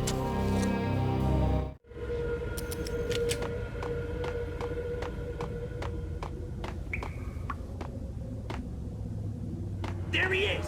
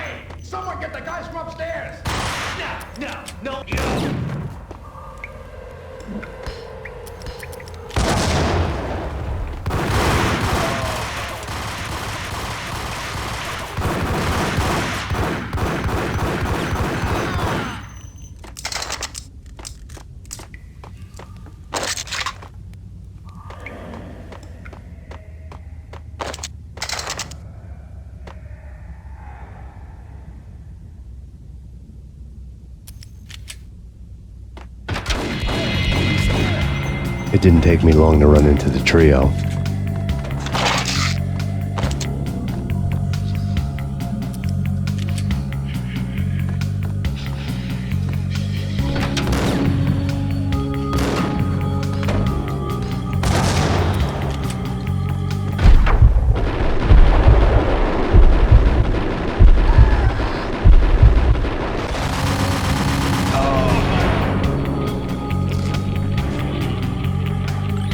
One down, two to go.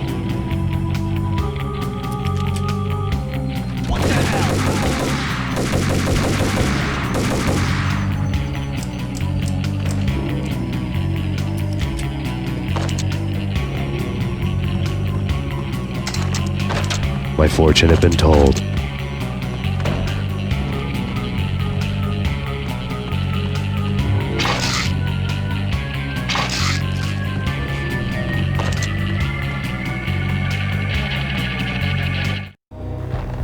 word on Lisa Punchinello was that she was a bit of a witch. The tarot cards on the kitchen table fit the picture. They weren't my kind of cards, but I was willing to take a crack at the hand Mrs. Punchinello had dealt. The first card was the Tower. Maybe that was supposed to be the manor. It got easy after that. The devil was the master of the house, and death was me, coming for him.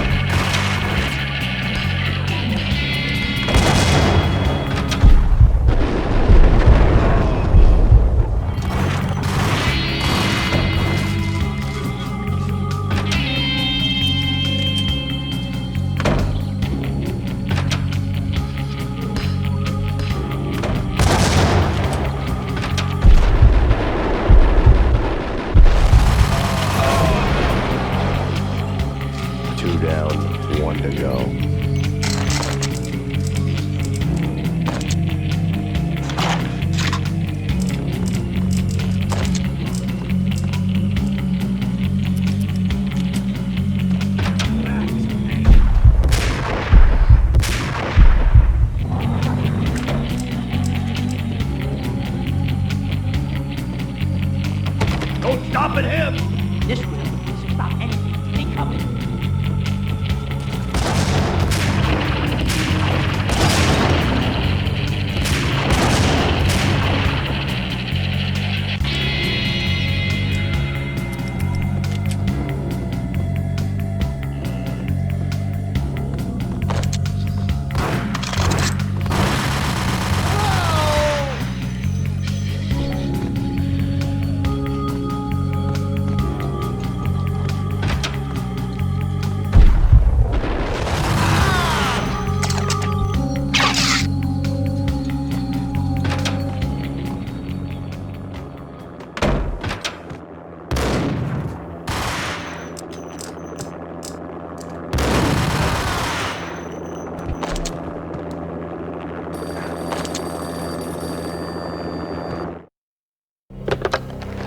Max Payne. Talk to me. Alfred Woden. You've got company. An armed helicopter just landed on the manor grounds. You must hurry. The more the merrier.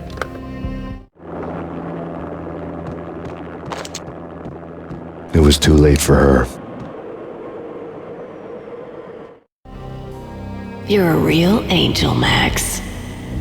I couldn't tell whether it was Mona or her sister. The body was a mess. The sick bastard had really gotten a kick out of it.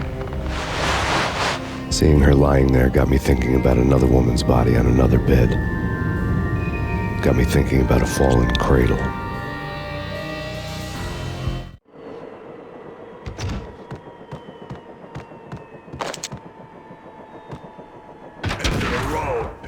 Vince Mugnano.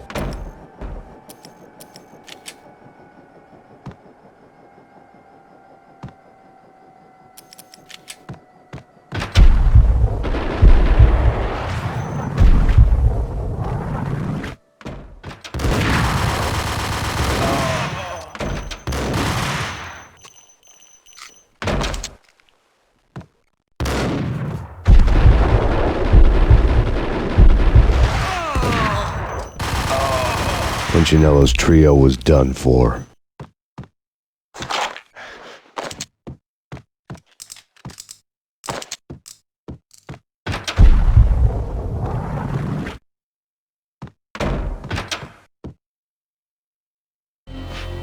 Outside my door. Hurry. He's coming for me. You gotta hurry. Please. I could hear Punchinello on the phone begging for help. He should have been saying his goodbyes. Punchinello was a pushover. The moment I stepped into the room, he folded like a deuce before a royal flush. No, wait. I was just doing what I was told. I couldn't refuse. She's someone high up. Government, maybe. I don't know. He was trying to buy more sand for his hourglass. I wasn't selling any. No, I told him not to.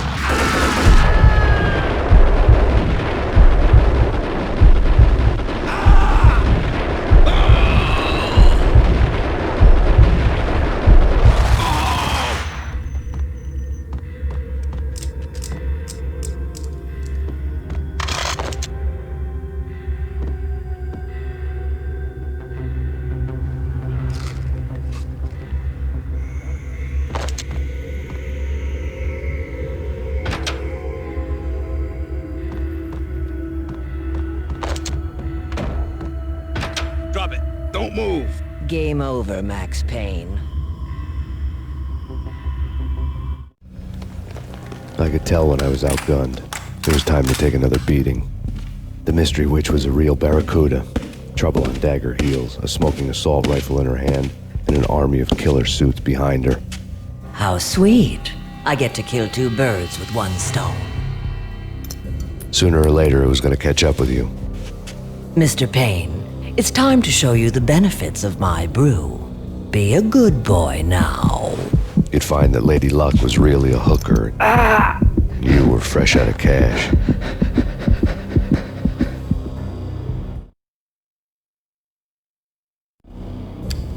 Gentlemen, we're done here. Take me to Cold Steel. She had just given me an OD of Valkyr.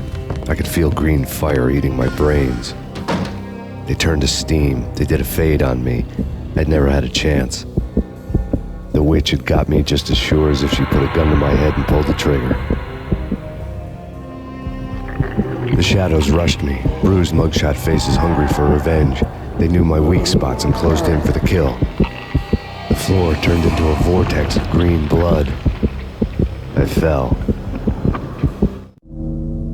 The flesh of fallen angels.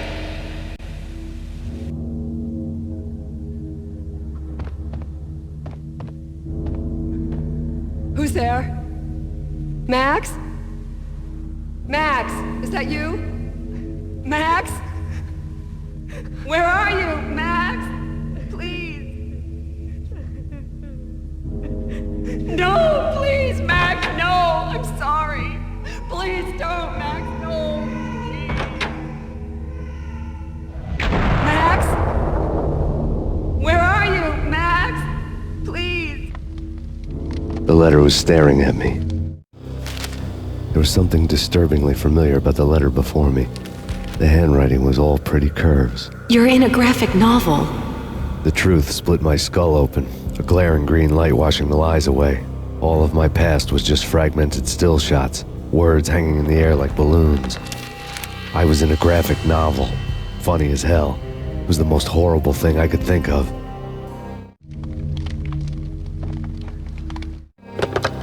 Bartender is shiny stuff and dreams are made of stooped necromancers. He sings like a banana wrist, having strayed too close to the constellations on their shaved skulls. There was a bad line in a prank call. Someone spouting insane babble. I couldn't make sense of it. But I had an overwhelming sense of deja vu, and the caller's voice sounded oddly familiar.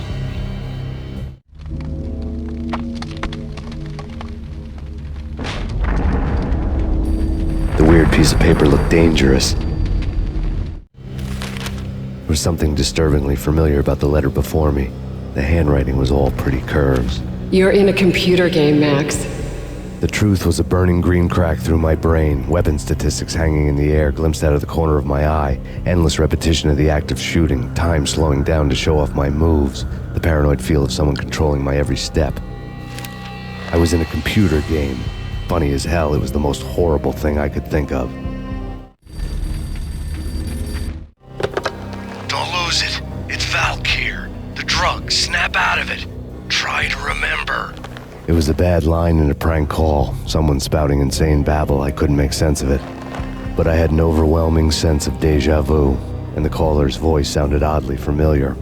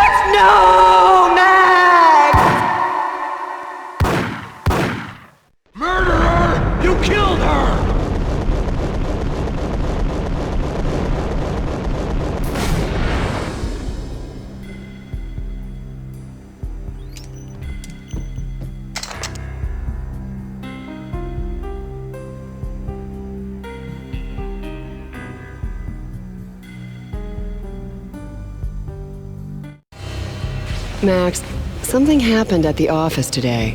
A strange memo. Something about Vikings. Honey, I gotta run. You can tell me all about it this evening. Have a nice day, darling. The bullet holes were rubies on her chest, blood glowing on her ivory skin. She was so beautiful.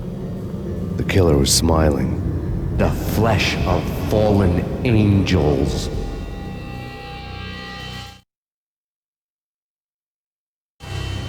Slowly, the green nightmare faded, leaving dark stains on my soul that would never come off. I felt like flatlining. I was all shook up. I woke up in a cold sweat, sick and tired to the bone, lying in a puddle of my own puke. The hag had said take me to Cold Steel before it had all gone crazy. It was a clue, the only one I had. It took me forever to crawl back to my feet and hit the road, but when I did, I drove straight to Cold Steel Foundry outside the city. There was a whole lot of action around the place for a freezing winter night. Trucks coming and going, men running. I had the drop on the mystery witch. She thought I was dead. I was on her blind side. I was going in. The bad trip had put me in a crazy mood, adrenaline pumping through my aching veins. Staggering on the mill roof in ice and snow and wild wind, I was a ninja. My kung fu was strong. I wasn't kidding anybody. At best, I was Superman on kryptonite about to fall through a skylight, down to where it was all going down. A half-abandoned industrial area in the middle of nowhere. The factory was a perfect front for any number of illegal activities.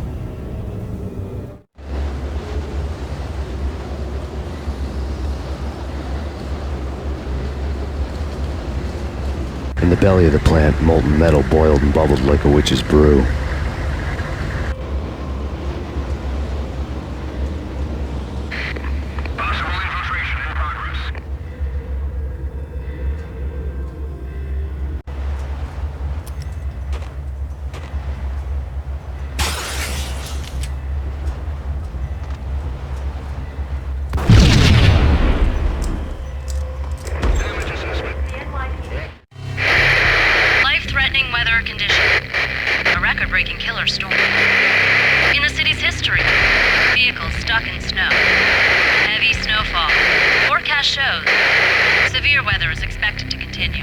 Out in the night, snow fell like confetti over the Devil's Parade. The storm was anything but over.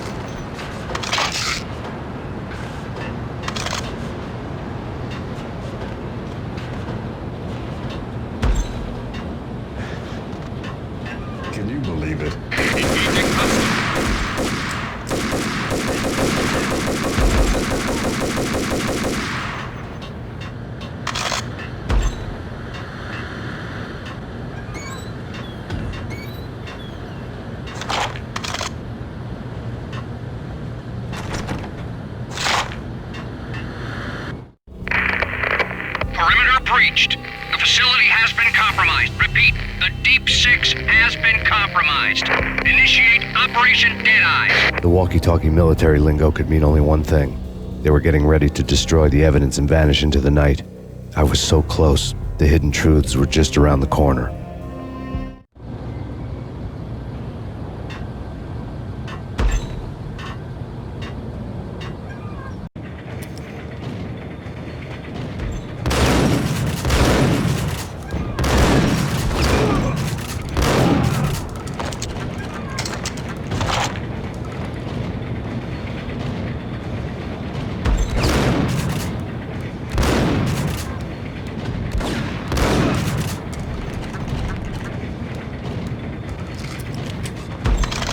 The folder on the table told a grim tale.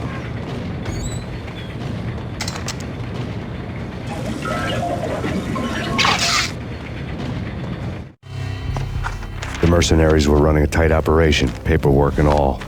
Merchandise missing again. A chemist had tried to smuggle it out for his own private party. Locked him up in cell B7 in D6's old test facility to wait for proper processing. I was close enough to hear the secrets, just beyond the next doorway.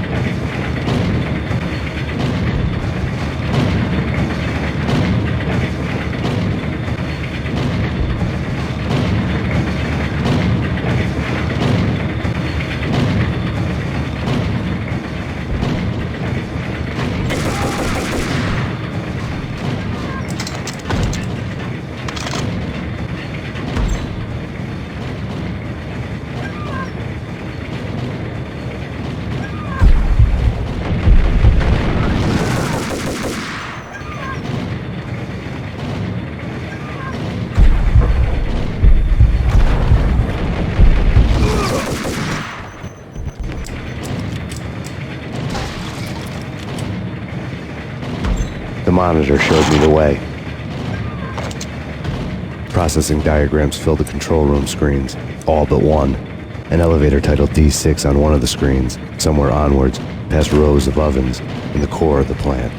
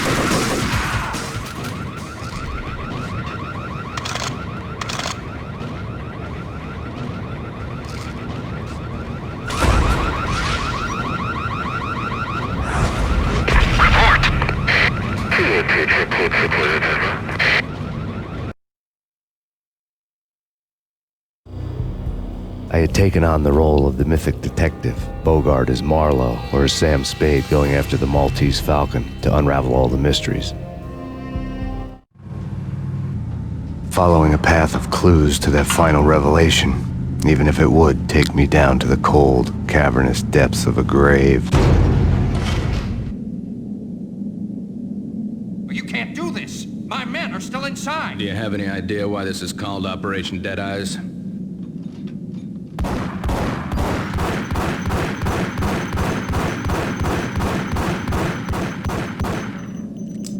I think he's dead already. Let's do it.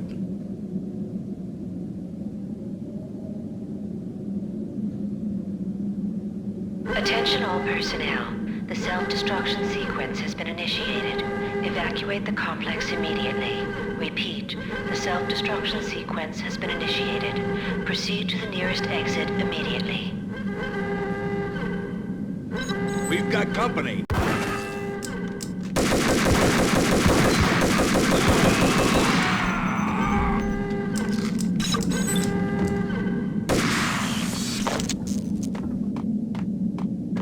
I had seen the logo on the... There was an old army bunker under the steel mill. I knew the military plaque on the floor. I had seen 1,000 variations of the insignia on crumbling brick walls everywhere in the city. The sword replaced by a syringe. Project Valhalla, V for Valkyr, V for Valhalla. All of a sudden it read like a crackpot conspiracy theory. Floor before. Abort! Abort! Go, go, go!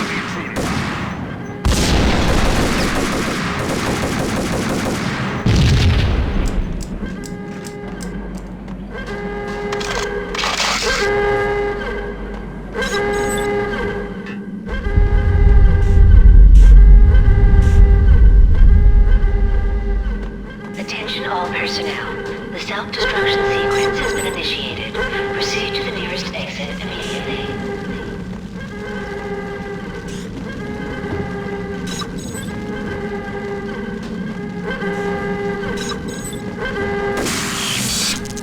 The chemist had been using the workstation when he died. The half-life of the lab rat had ended online, his password blinking on the screen. 665, the neighbor of the beast.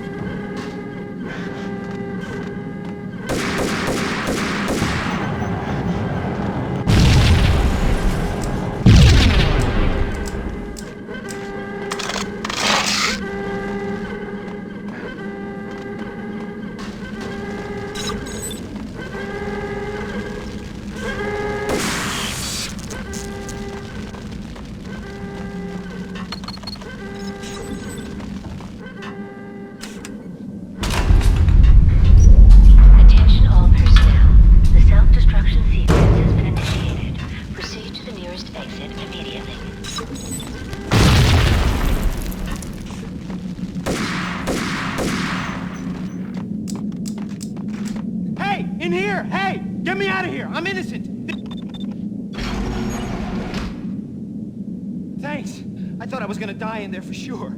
I need you to get me through the decontamination chamber airlock. You're crazy! No way! The place is blowing up, for Christ's sakes! Either that or back to the cell. Your choice. Okay, I'll do it. I'll do it.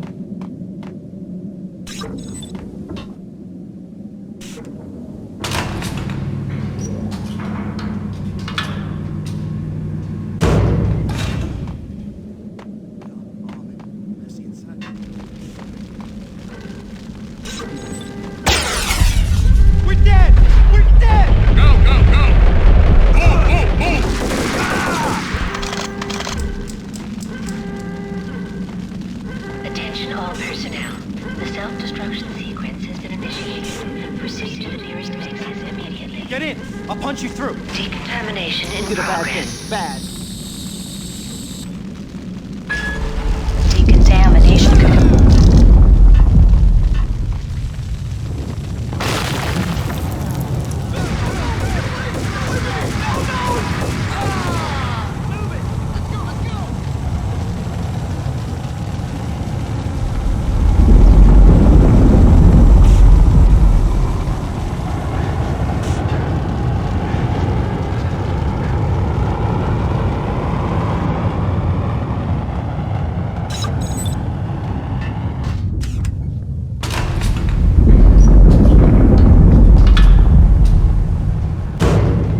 was caught in the middle of the deadly web that was the Valkyr case.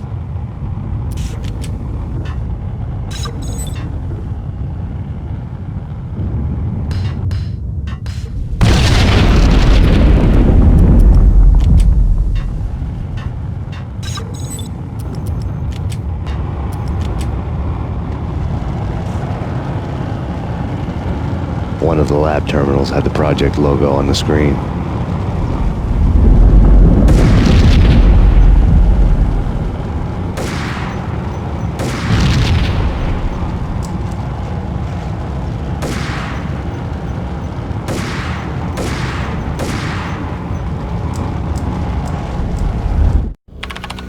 Top secret. Project Valhalla. U.S. Army. Yggdrasil Network. Valhalla, the otherworldly place in Norse mythology where the bravest heroes spent their afterlife feasting and fighting forever, their wounds miraculously healed night after night. Valkyr, the maidens who chose the most courageous Viking warriors and carried them to Valhalla. 1991. The research objective is to create a chemical substance to enhance the stamina and morale of infantry troops. 1995. Results unsatisfactory. Project cancelled. Someone had decided to continue the sick experiment unauthorized. Project compromised. Data leak. Fix the damage by any means necessary. Security clearance red. Authorized by the project lead. Field test. Double the dosage for all the remaining test subjects. Observe and record the subject's behavior in an urban setting. The drop-off point was my old address in New Jersey. The file dated 3 years ago. Just when you thought you had reached the deepest depths of horror, it suddenly got worse.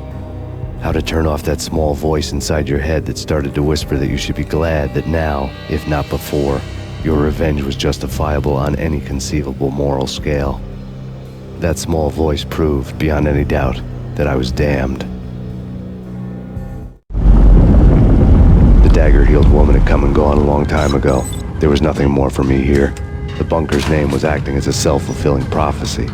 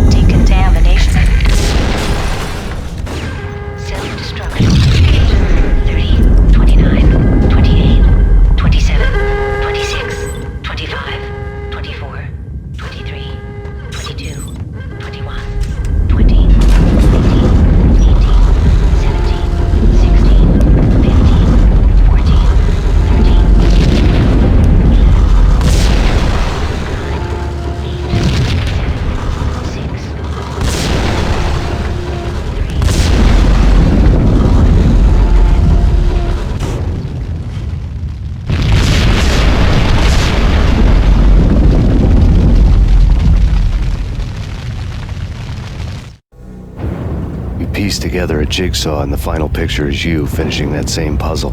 A mad, green-eyed killer standing behind you. An urban legend come true. The Project Valhalla test subjects had been the mad junkies who had murdered my loved ones. The rest was simple body count math. It all pointed to her. Ms. Valkyr. The factory went up in a fiery inferno behind me. All my leads were dead, turned to smoke and dust. I had lost my way. I hadn't slept in a million years.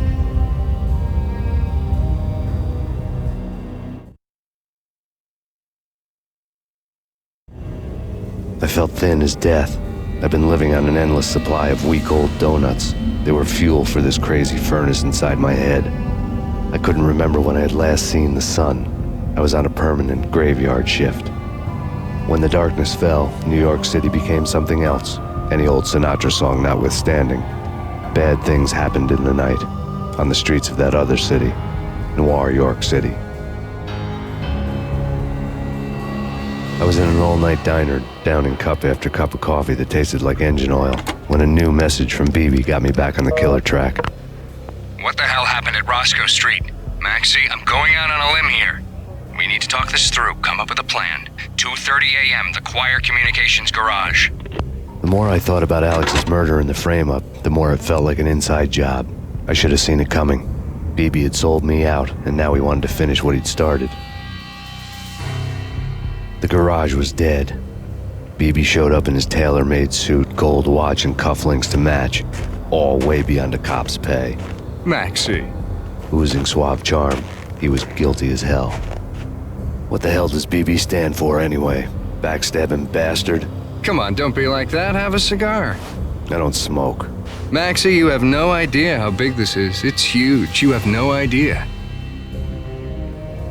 I think I do. You're a bribe-taking bent cop who sold out his partner. Those mobsters in the subway were a dead giveaway. Hard to miss. Bet it was exactly like this with Alex. Up close and personal. You can't win this one, Max. No, but I can make damn sure none of you do either. BB turned out to be another cardboard cutout bad guy.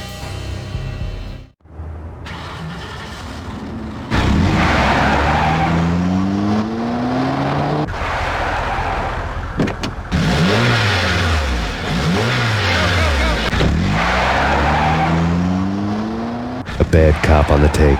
A cowardly right-hand man fleeing from the scene, leaving his thugs to do his dirty work.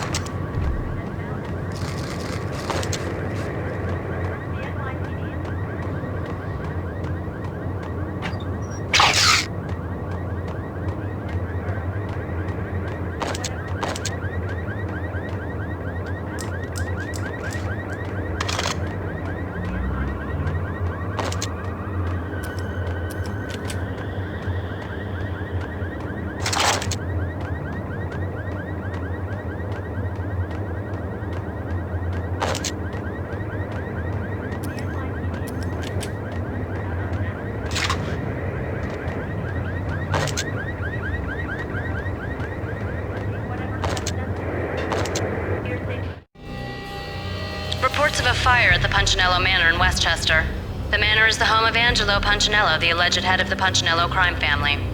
The police are now saying, contrary to their earlier statements, that Max Payne is still alive and at large. He continues his vendetta against the Mafia, of which this last act of arson is attributed to. I had no recollection of setting any fires, but I did remember the flames.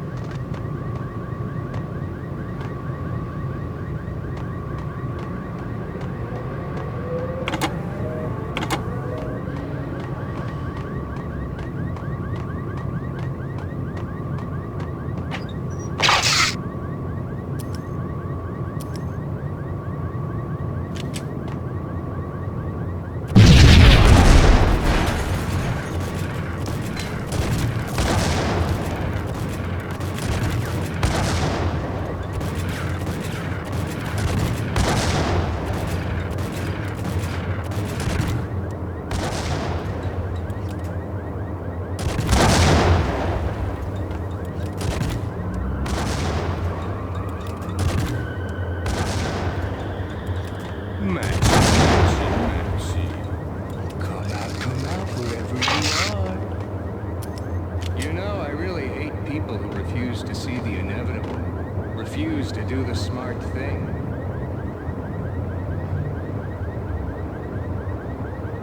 No, I must do the right thing.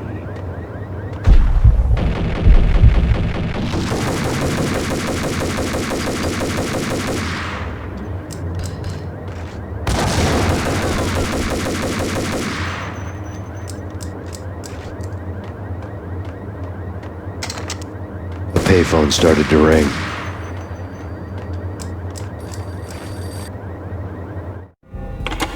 Yeah. Max Payne? Whatever does it for you. This is Alfred Woden. I can give you the name of your enemy. Come to the Asgard building presently.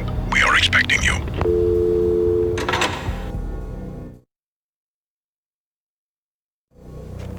Woden was waiting for me on the steps of the old building. Mr. Payne, let's go inside. The others are anxious to begin. The others?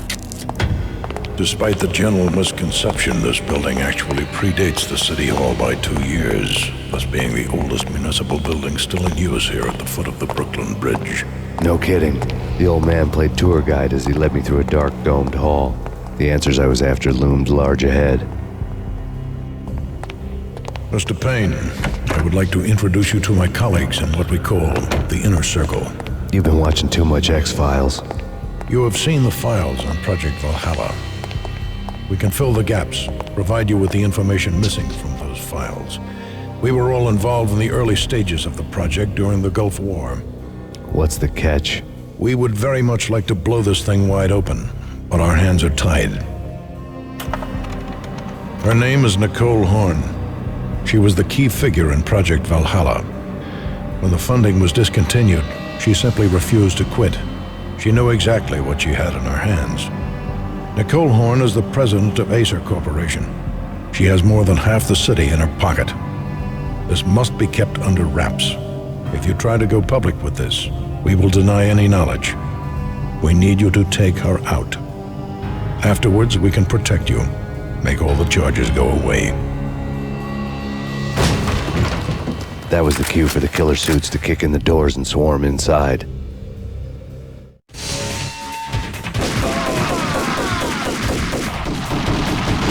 It was an impressive floor show, but I decided to leave early anyway.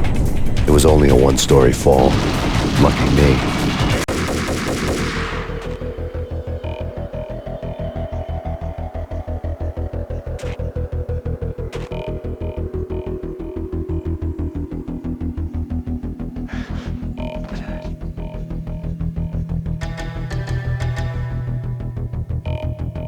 Acknowledged. Target escaped. Last confirmed location, the inner courtyard. Search and destroy.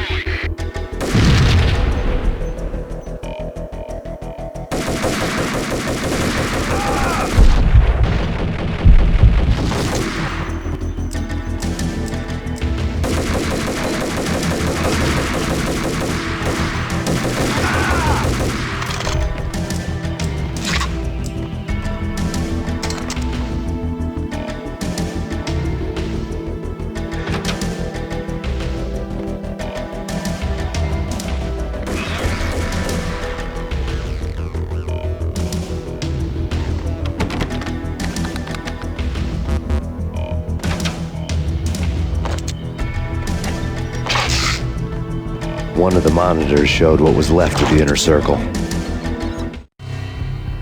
On screen, the so-called corpse of Alfred Woden stood up, miraculously waking from his dirt nap, looking smug among his dead pals. In the land of the blind, the one-eyed man is king.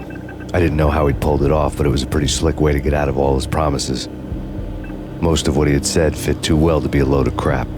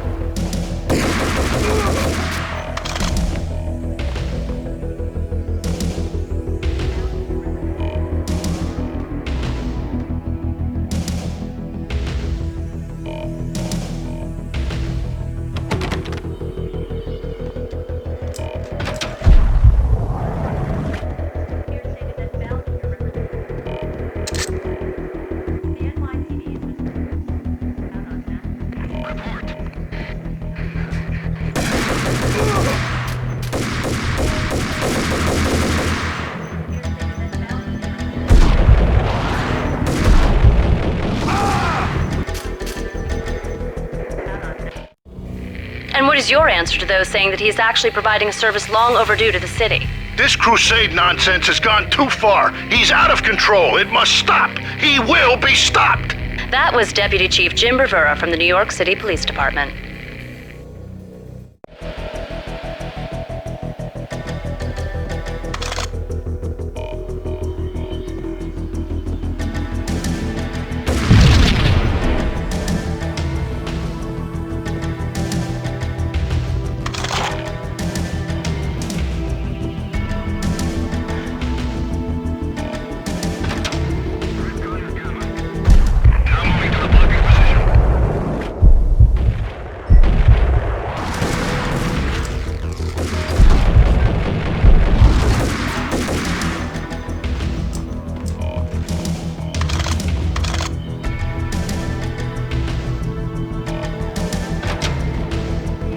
A videotape lay on the desk.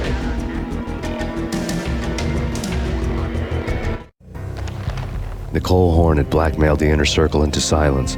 The tape came with a curt extortion note on a piece of expensive paper. I remembered Candy Dawn taping her clients in action on the side, selling the tapes to the highest bidder. I was sure that kinky sex was nowhere near Alfred Woden's worst sin. But I had a feeling that when this was over, any collateral would come in handy. Woden had left me a present. Woden had taken care of my mission preps with military precision. The critical areas in the Acer Corporation headquarters blueprints were circled in red. The president's office was at the top of the building, right below her penthouse suite. The elevators were controlled by a security computer, part of the mainframe located underground below the building. The high-rise was sealed as tight as a sci-fi fortress.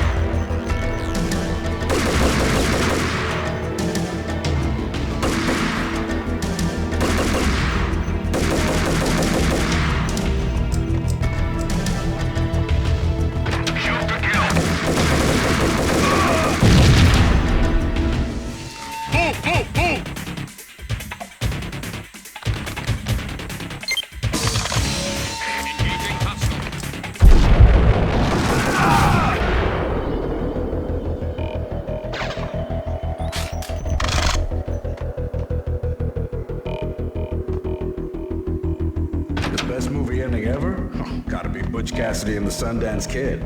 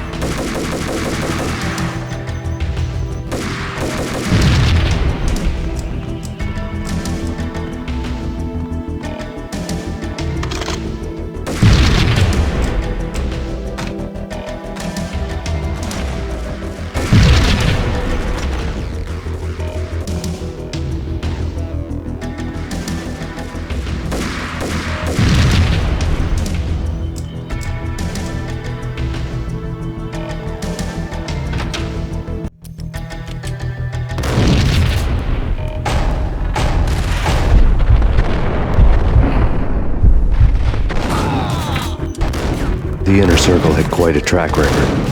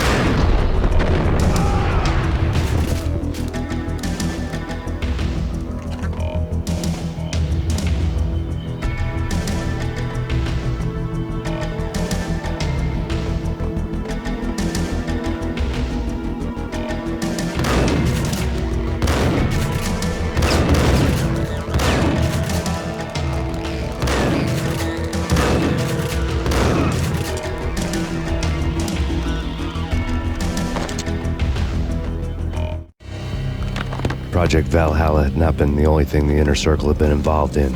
There were rows of cabinets full of files.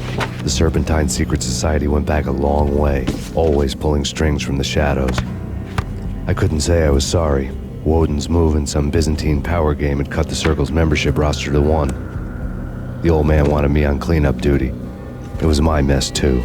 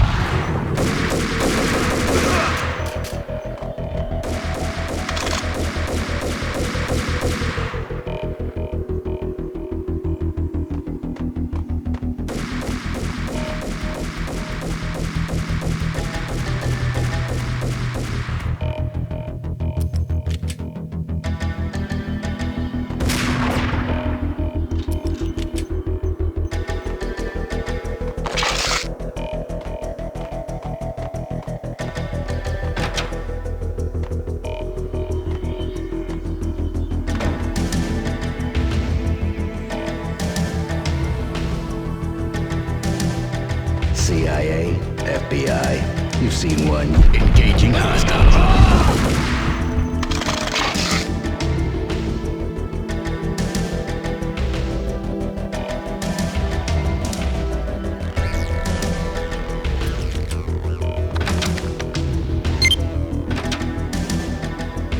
Take him down. Shoot to kill.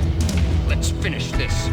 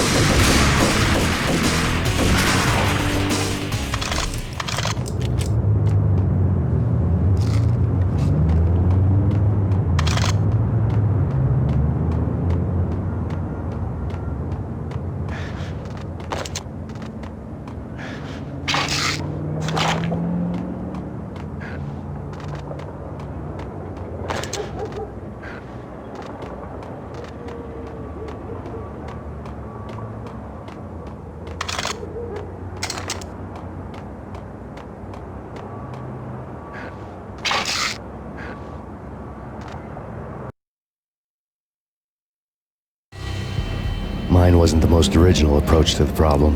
It wasn't as if it hadn't all been done before. An eye for an eye, the first principle of revenge. Old as dirt, still going strong.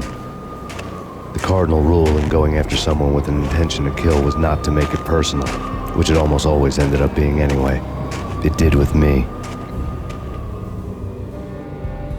I took my time, cruising around the city in the snow. There was no hurry. I knew what I had to do now. I took my time, thinking about it, building up the rage. When I was ready, I parked the stolen wheels at the front entrance of the Acer Corporation headquarters. Got out, got in, got cracking.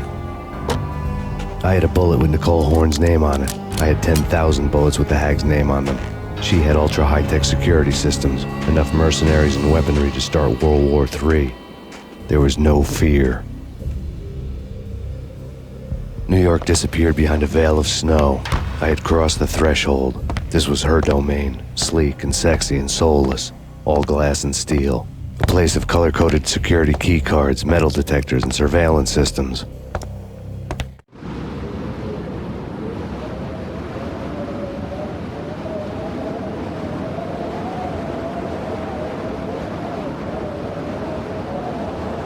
Colder than a walk-in fridge.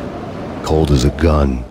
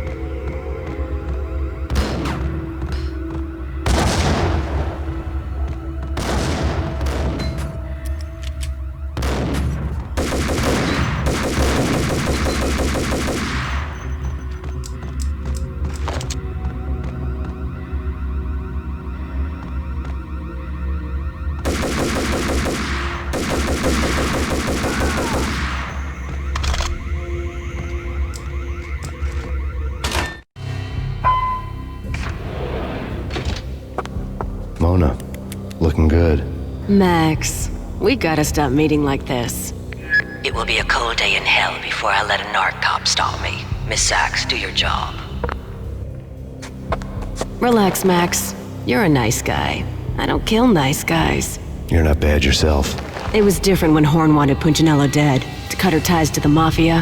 He deserved to die. The same goes with her. She's the bad guy here. Her sister was whispering to her in my favor. I knew the appetites of ghosts intimately. They hungered for revenge. No! A gunshot boomed and she fell down in slow motion. She was a nice girl, not really a stone-cold killer. And now she was stone-cold dead. Like religious fanatics or loyal samurai, Horn's private army was coming at me. Max Payne located.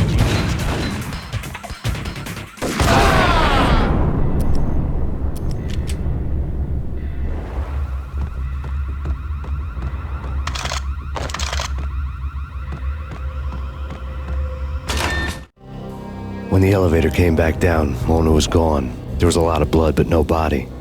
Something clicked for the final time.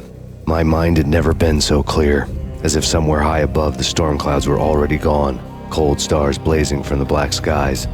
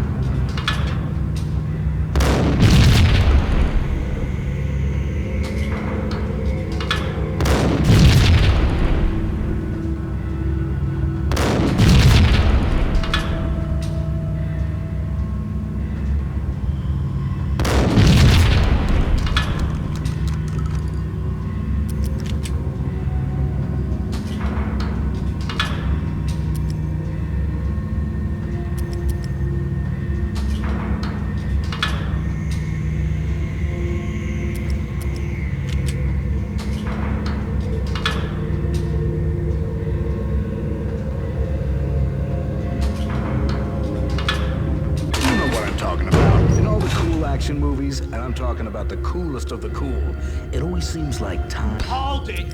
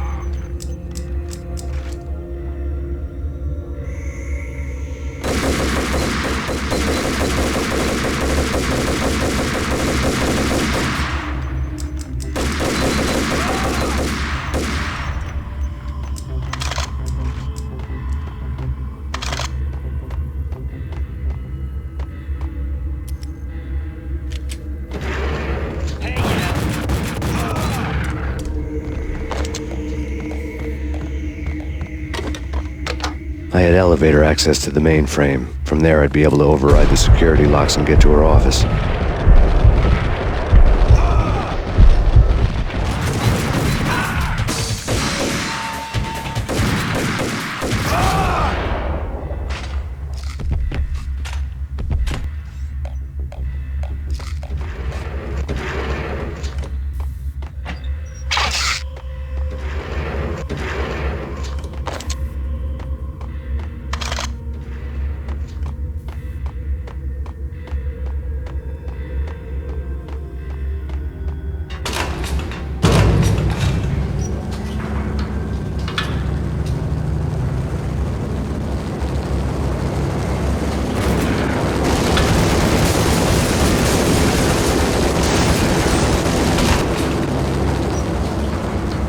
The unmarked chopper was Horn's pet guardian, inhuman and flawless. It was stalking me.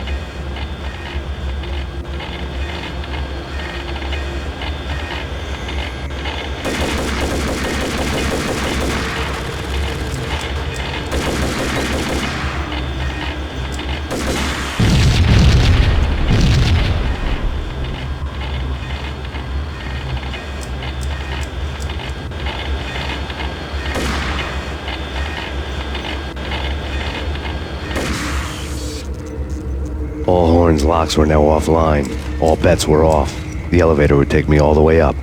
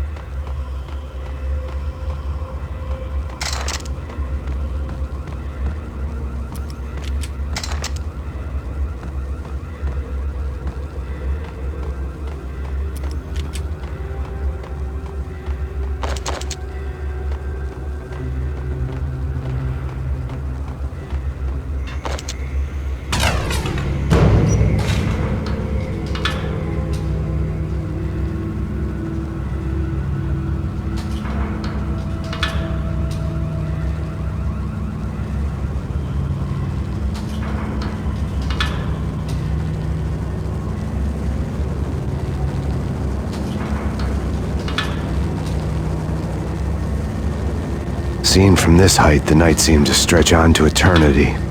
A hint of desperation had crept into the snowstorm, as if it was trying to get it all out before the end.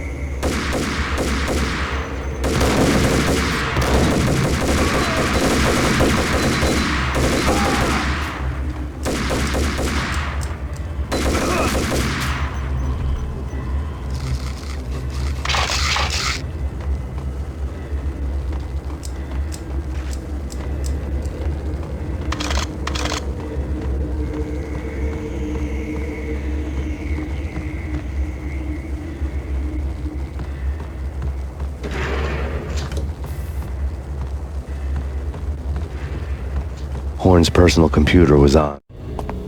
Next to the printer was a neat stack of expensive paper. Hacking through Horn's computer would have unearthed files of criminal plans, strategies for world domination, spy helicopter reports, illegal wiretap recordings, internet porno, all of the above. Take your pick. I really didn't care anymore. I had seen too much of it already.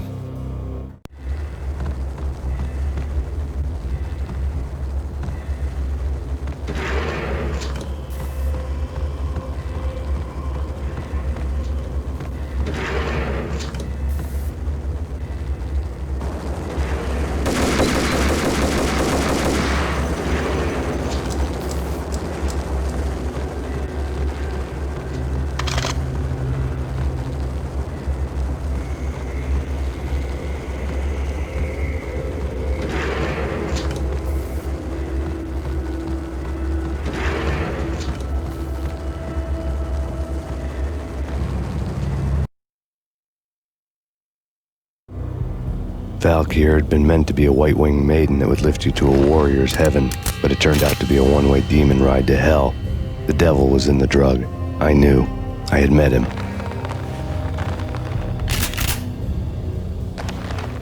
And now I was gonna kill her, the queen of the underworld who had tried to lift herself a bit closer to heaven with her drug money.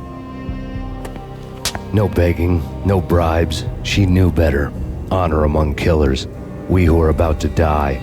Both of us knew how this would end, in pain and suffering. All this because your wife stuck her nose into things that were none of her business. The cops were coming to take me away. The sirens were like a bad conscience I couldn't shake. It's ridiculous you've made it this far. You won't be alive when they get here. Stop him!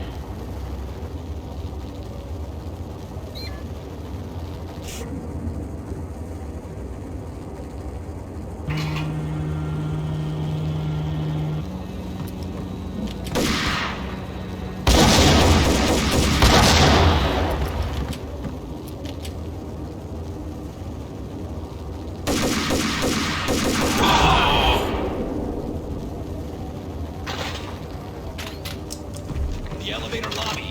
Get us back up now. Max Payne, this is futile. A waste of time. The deaths of your wife and daughter were necessary. Inevitable. It is done. You cannot bring them back. Nothing you do will make it any better.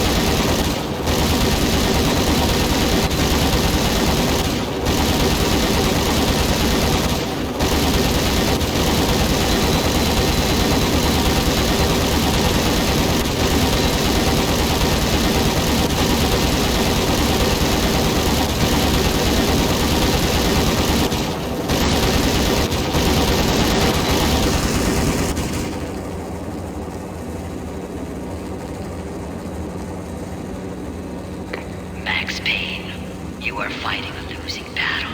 You cannot survive this. You will die. Stop fighting. Make it easy for yourself. Accept your fate. You will die here.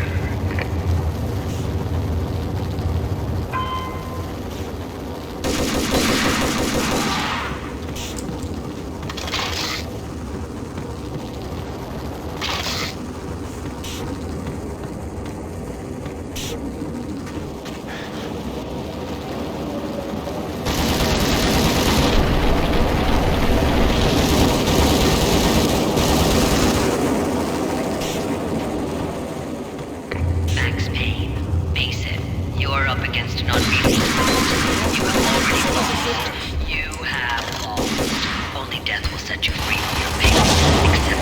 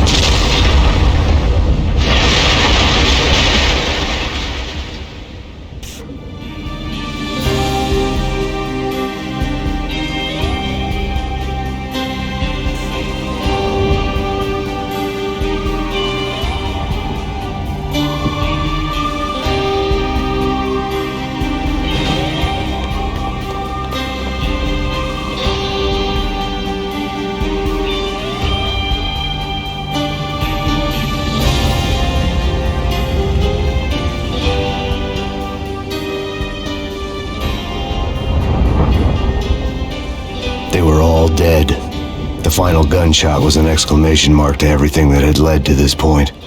I released my finger from the trigger. And then it was all over. The storm seemed to lose its frenzy. The ragged clouds gave way to the stars above. Max Payne, this is Deputy Chief Jim Bravura from the NYPD. We've got the building surrounded. Throw down your weapons and lie down with your hands behind your head. A bit closer to heaven.